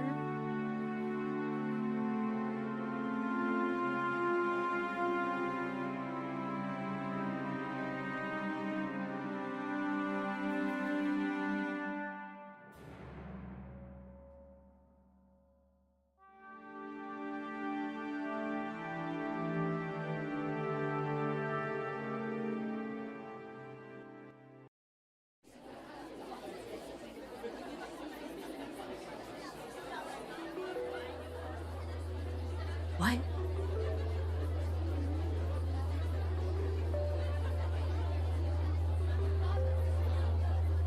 Uh-oh.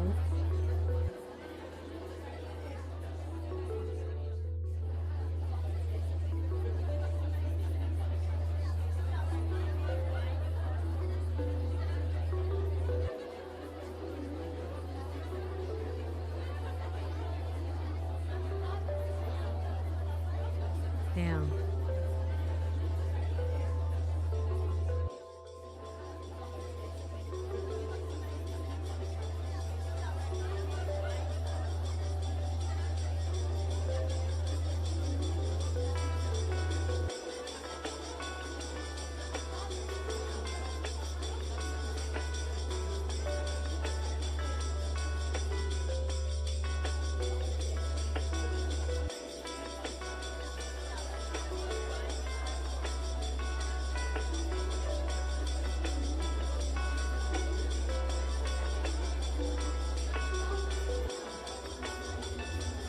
Uh-oh.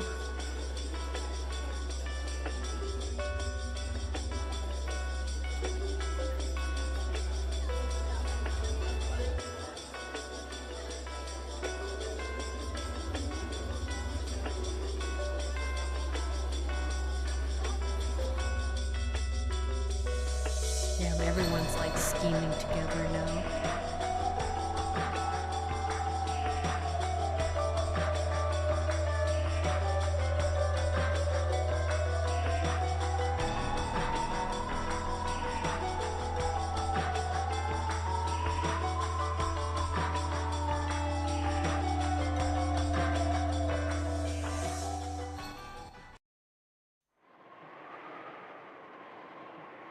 You gonna jump Rudolph?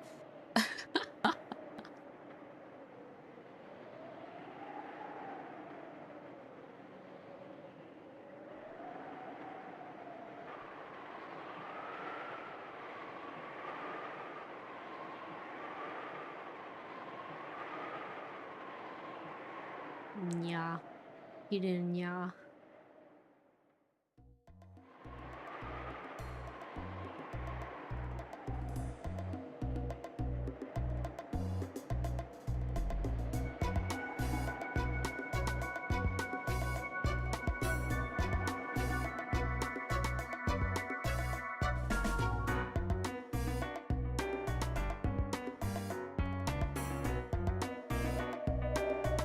Ooh.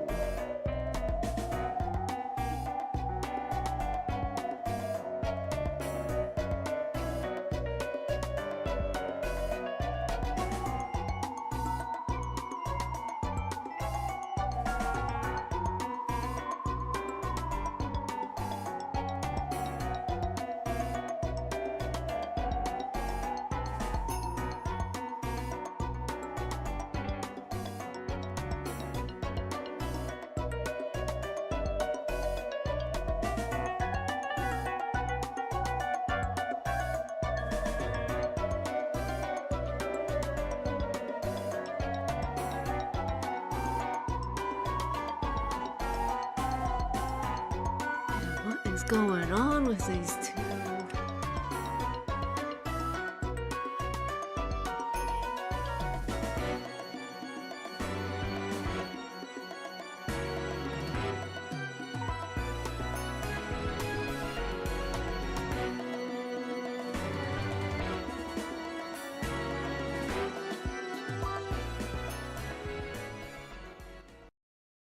Doom, doom, doom, doom, doom. Doom, doom, doom. Oh, okay. Okay, I was like, what?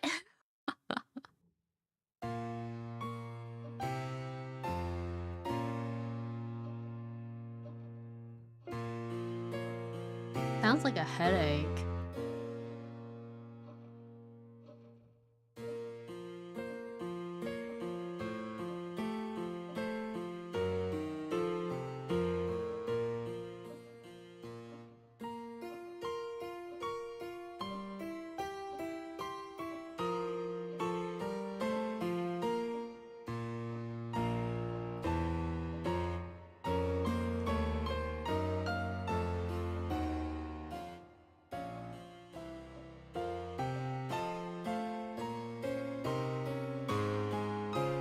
Man, everyone's in fucking debt, man. Like, why don't you take care of yourselves?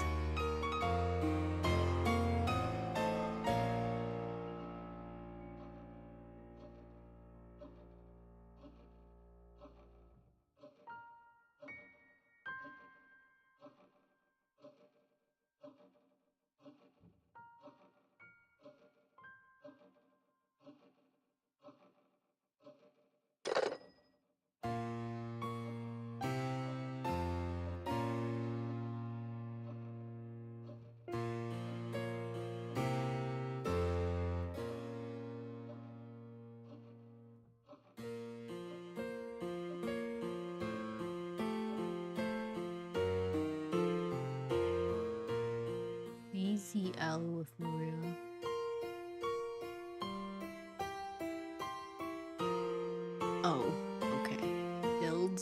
Disneyland.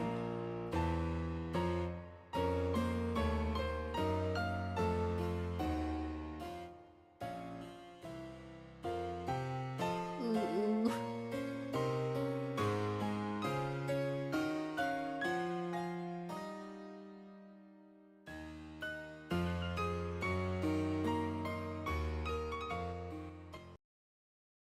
Please, please don't hit her.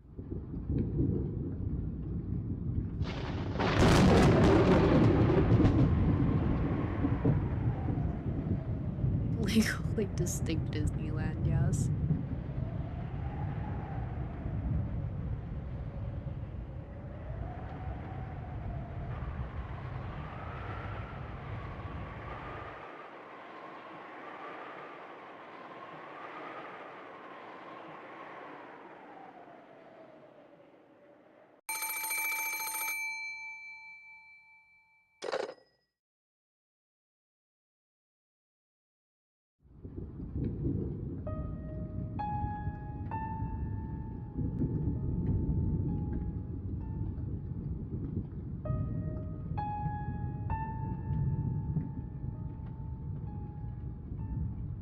A young man.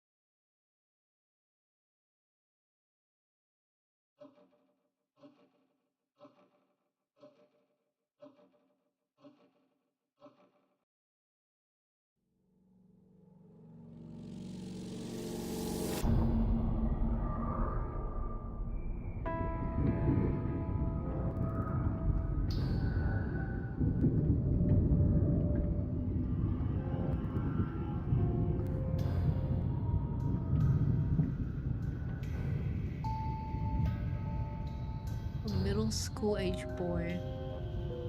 Okay.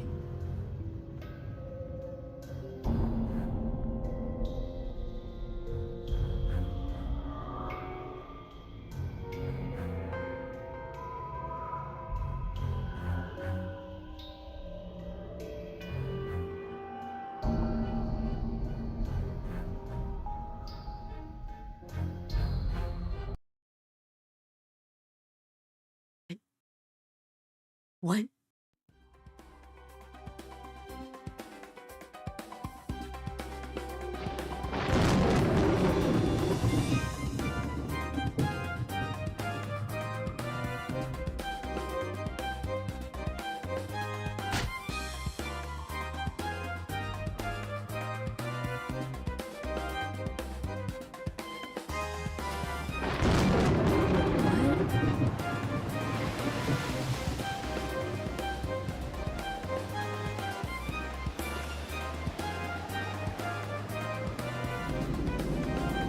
What?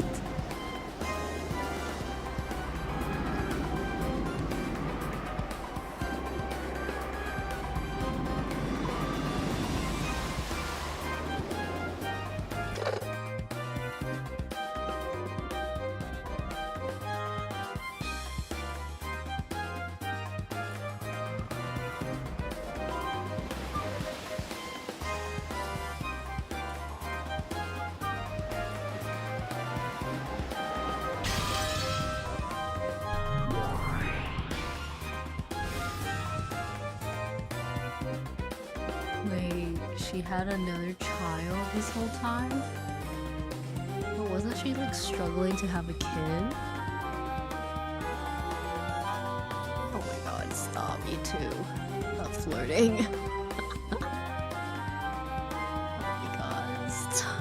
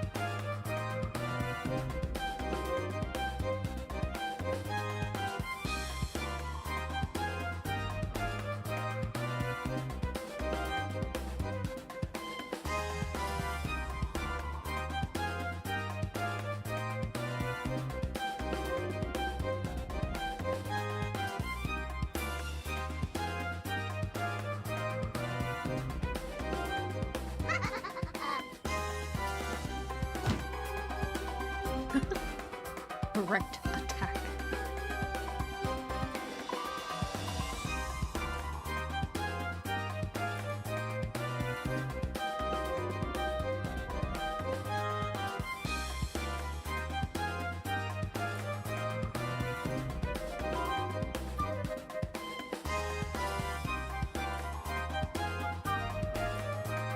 Endo. Oh my god, I literally just said it like it was Yu-Gi-Oh! And they literally made the fucking same joke.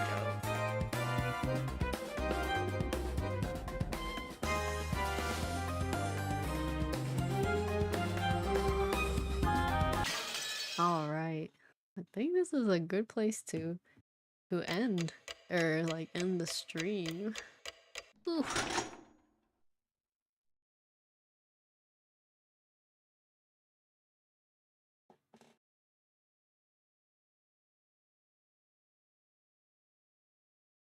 Okay.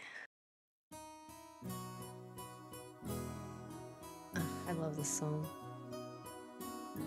The Rose Garden is a masterpiece. Sure is.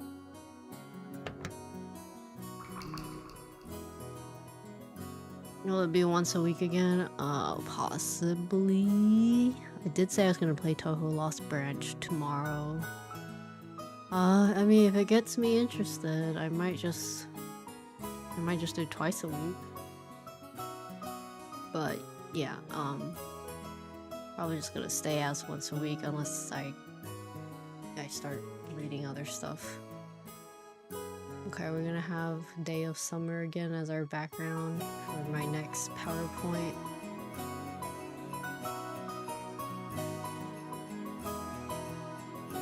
Alright, we're just gonna do my second PowerPoint here just so that it's cleared.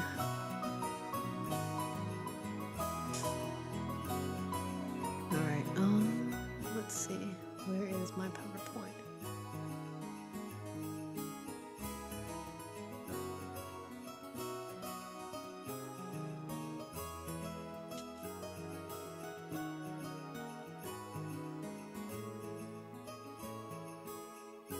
When will the next PowerPoint be released? So I will be giving out the PowerPoints right now, but video-wise, like as a short form thing, they will be posted every Friday.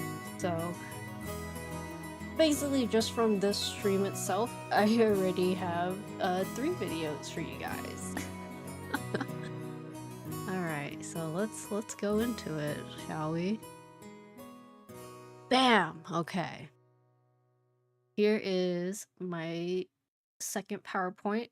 It will not be for next week. We'll just go straight into reading.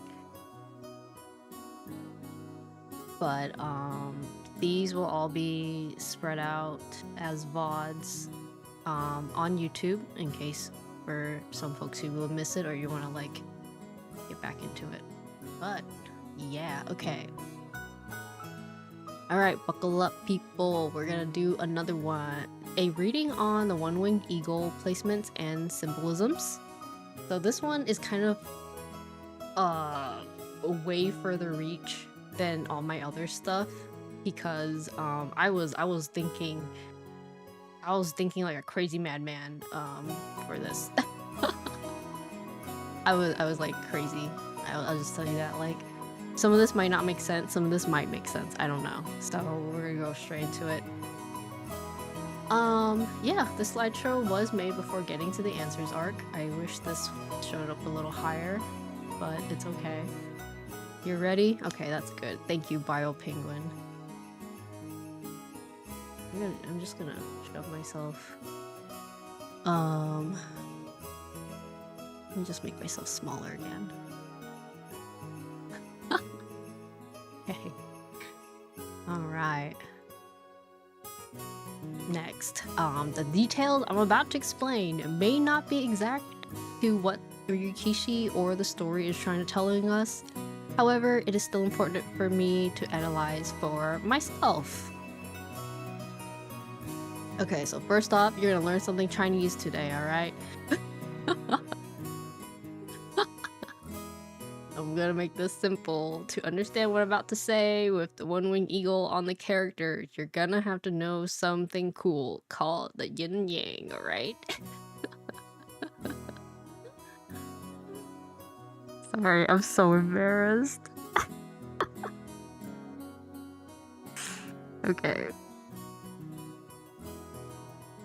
Yin yang is a philosophical concept representing how opposite, contradictory forces are actually complementary, interconnected, and interdependent in the natural world.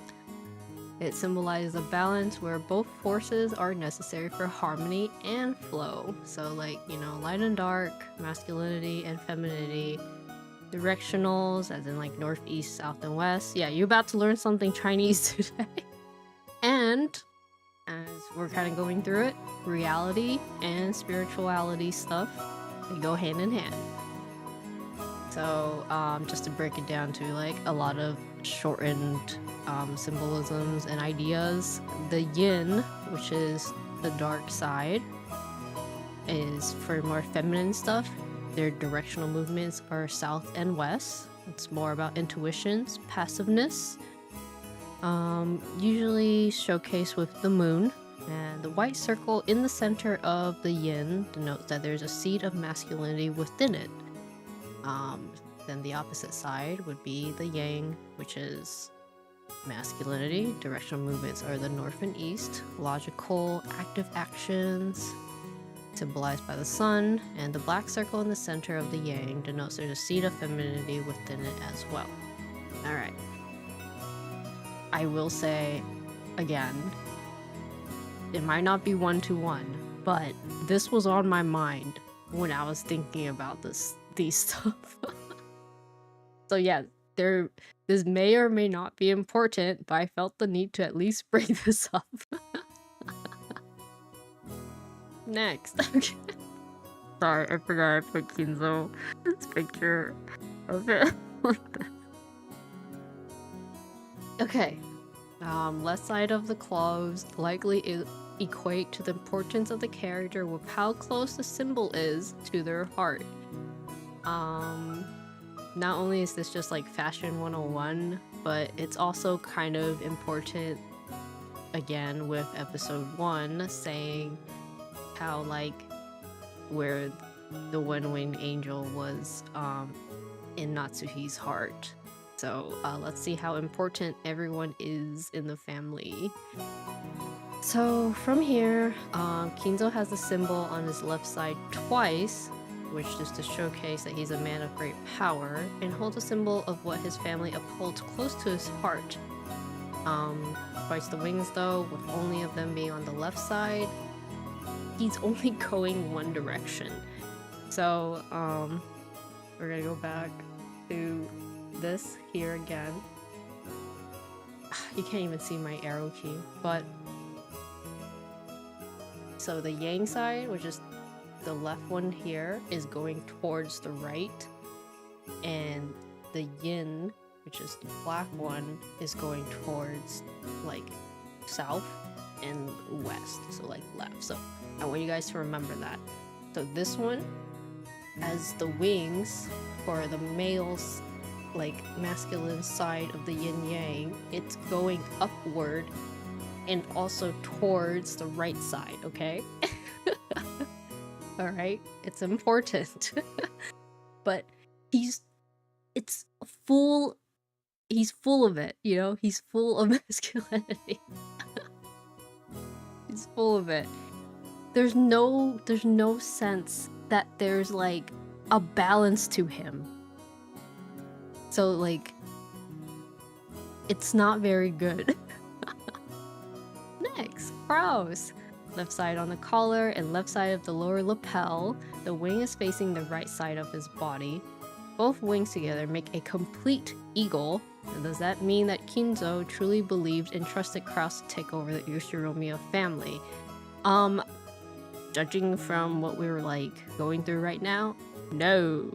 But it might also be symbolic that the eagle over his heart is his wife Natsuhi, who was told her symbol was within herself. Again, the fact that, oh my god, I really wish there was a pointer. working right now. Okay, hold on. Let me see if I can just set up something here.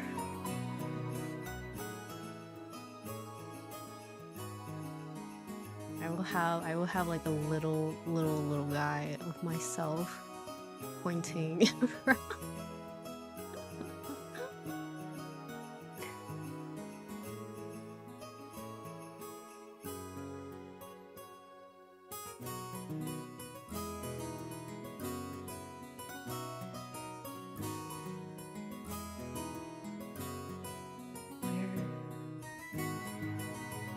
Where is me?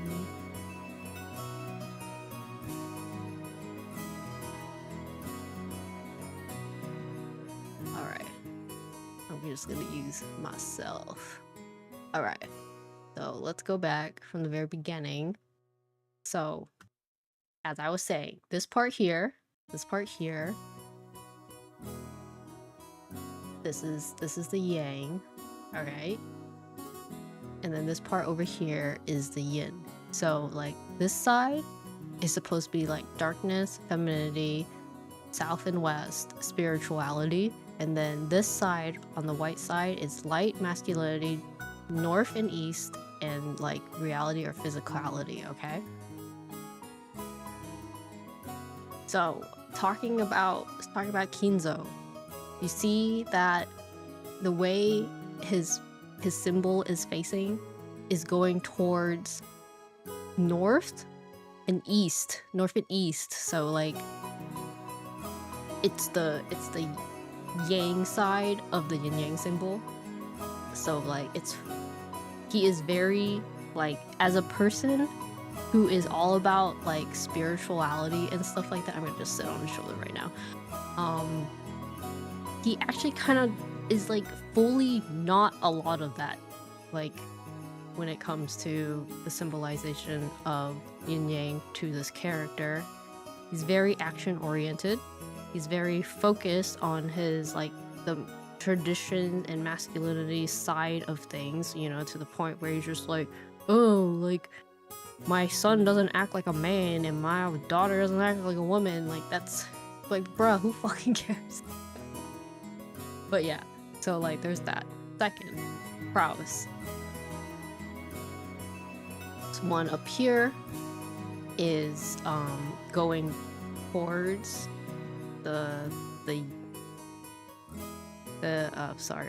like the yang side. The yang side is up here and it goes down. So there is a balance to Krause's winged eagle,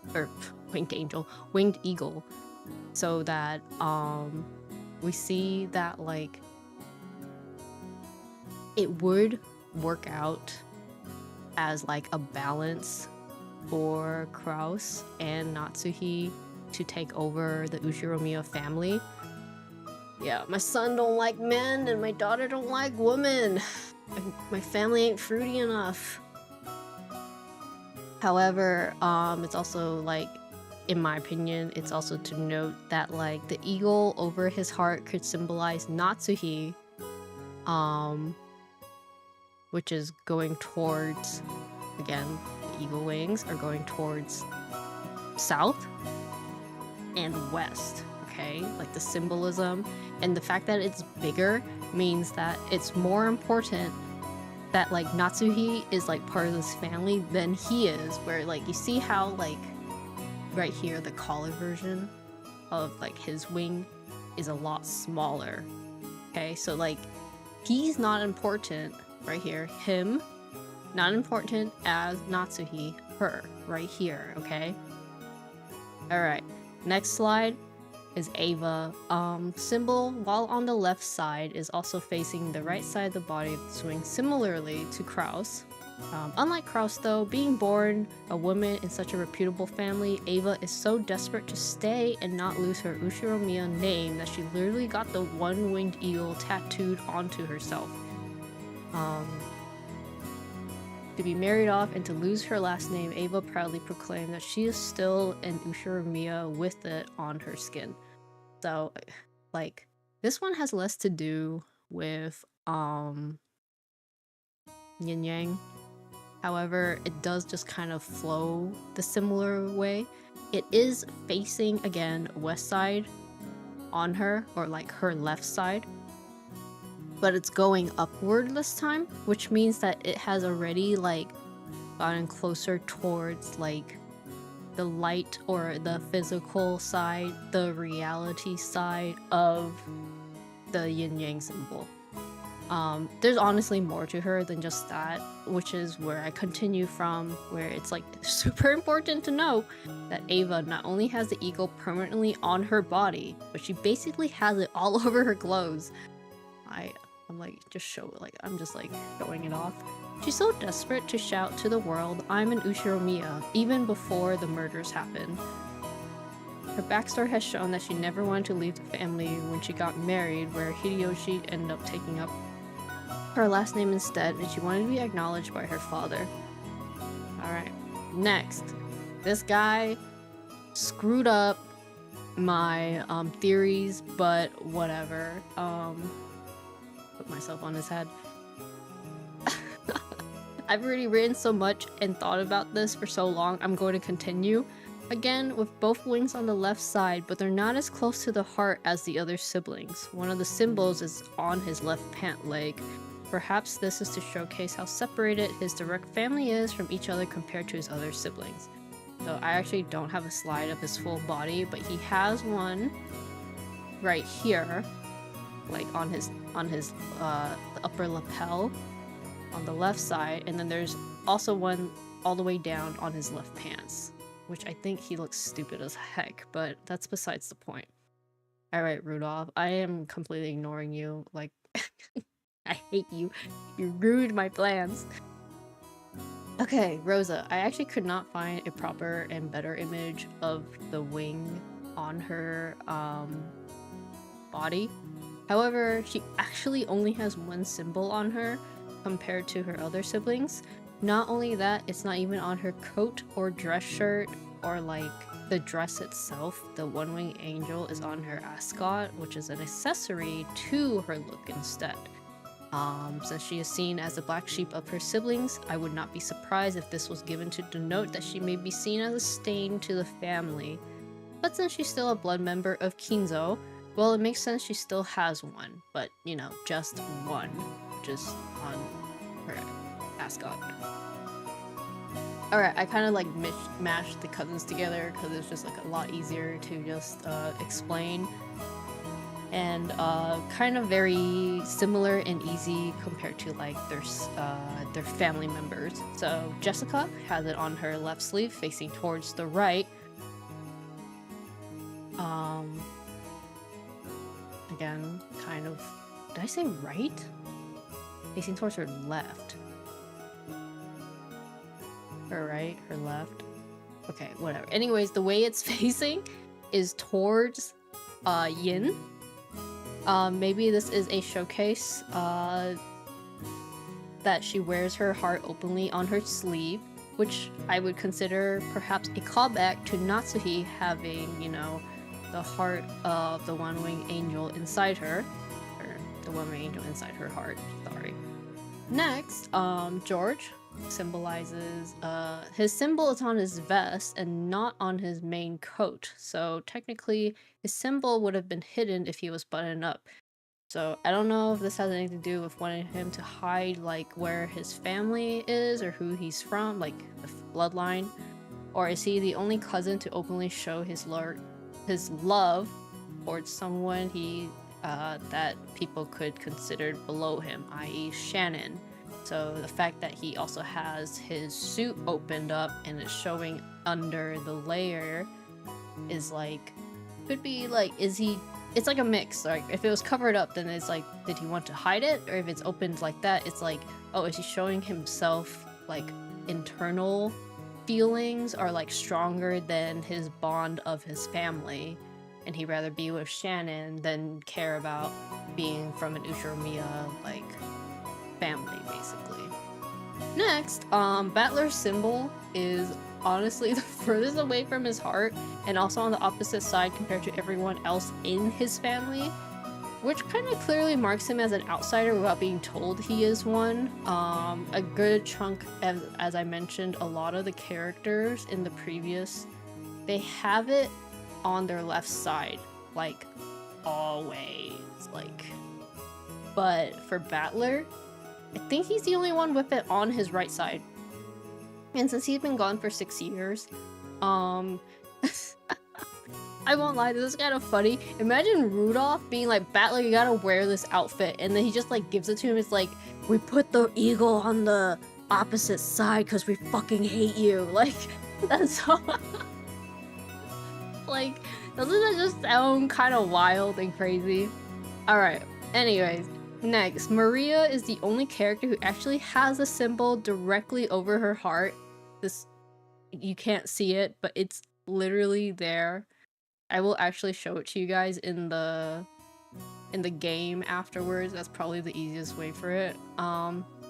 With it also facing the left side, it's safe to say Maria is very important, so no matter how her family treats her, Beatrice knows this and is why Maria is always protected by her.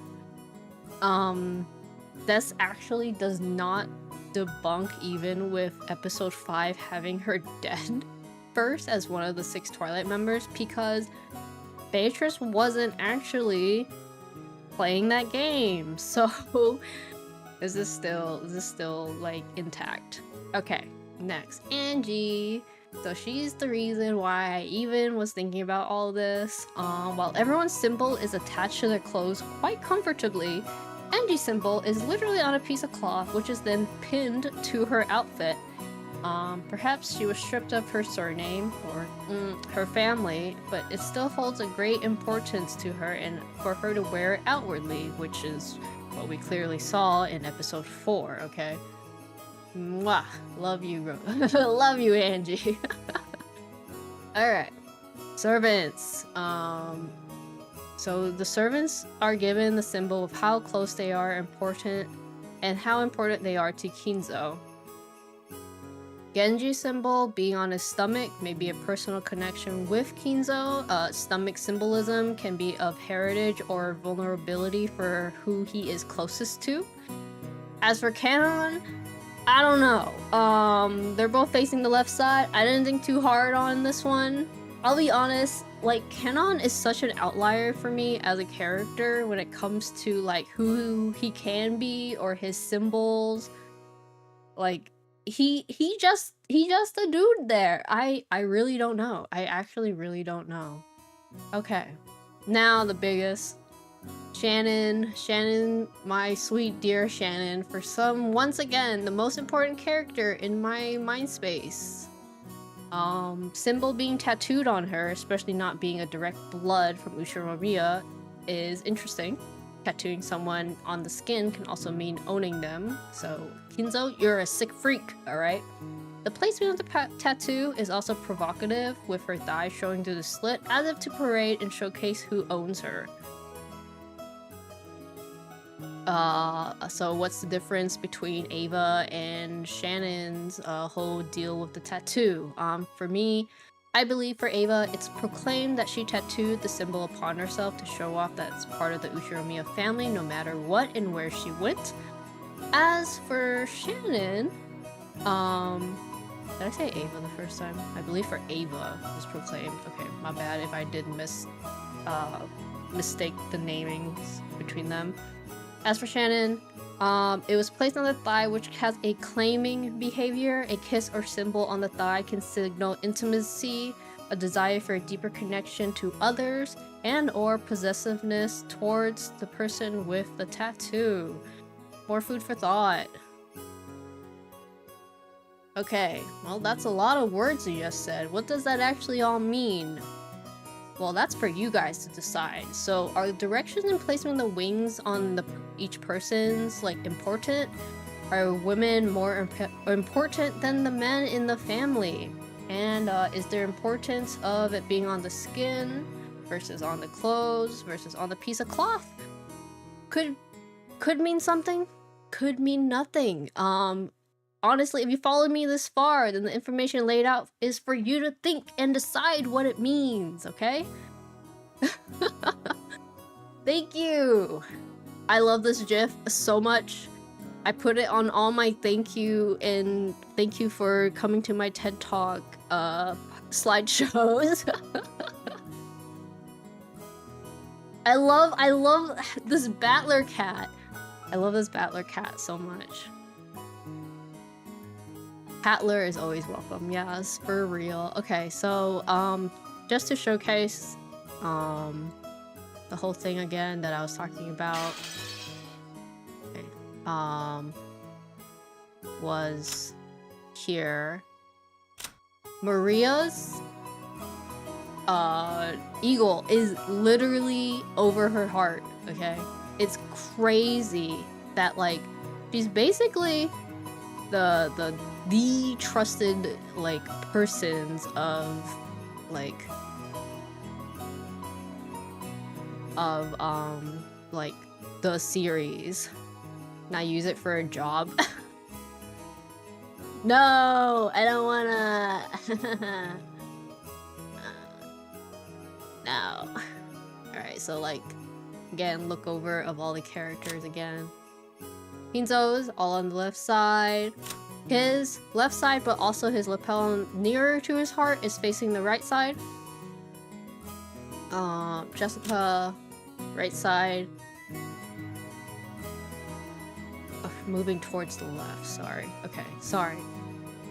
Getting really confusing for myself, but basically what I'm saying is still kind of up to snuff with like every details, except for this guy who like, why is it on the leg? I don't get it. Rosa only has it on her ascot. Yeah, I don't. Why you got it? Canon and Rudolph are the only ones that's kind of like breaking my theory out the wazoo, but like I don't really care because like everything else kind of like reflects and refines that detail, that theory I have. Kinzo also has it on his pants. Well, they're all facing his left side. If anything, this doubles down on what I'm saying. It literally is just him being like, I am hella manly. I am a forward-thinking man.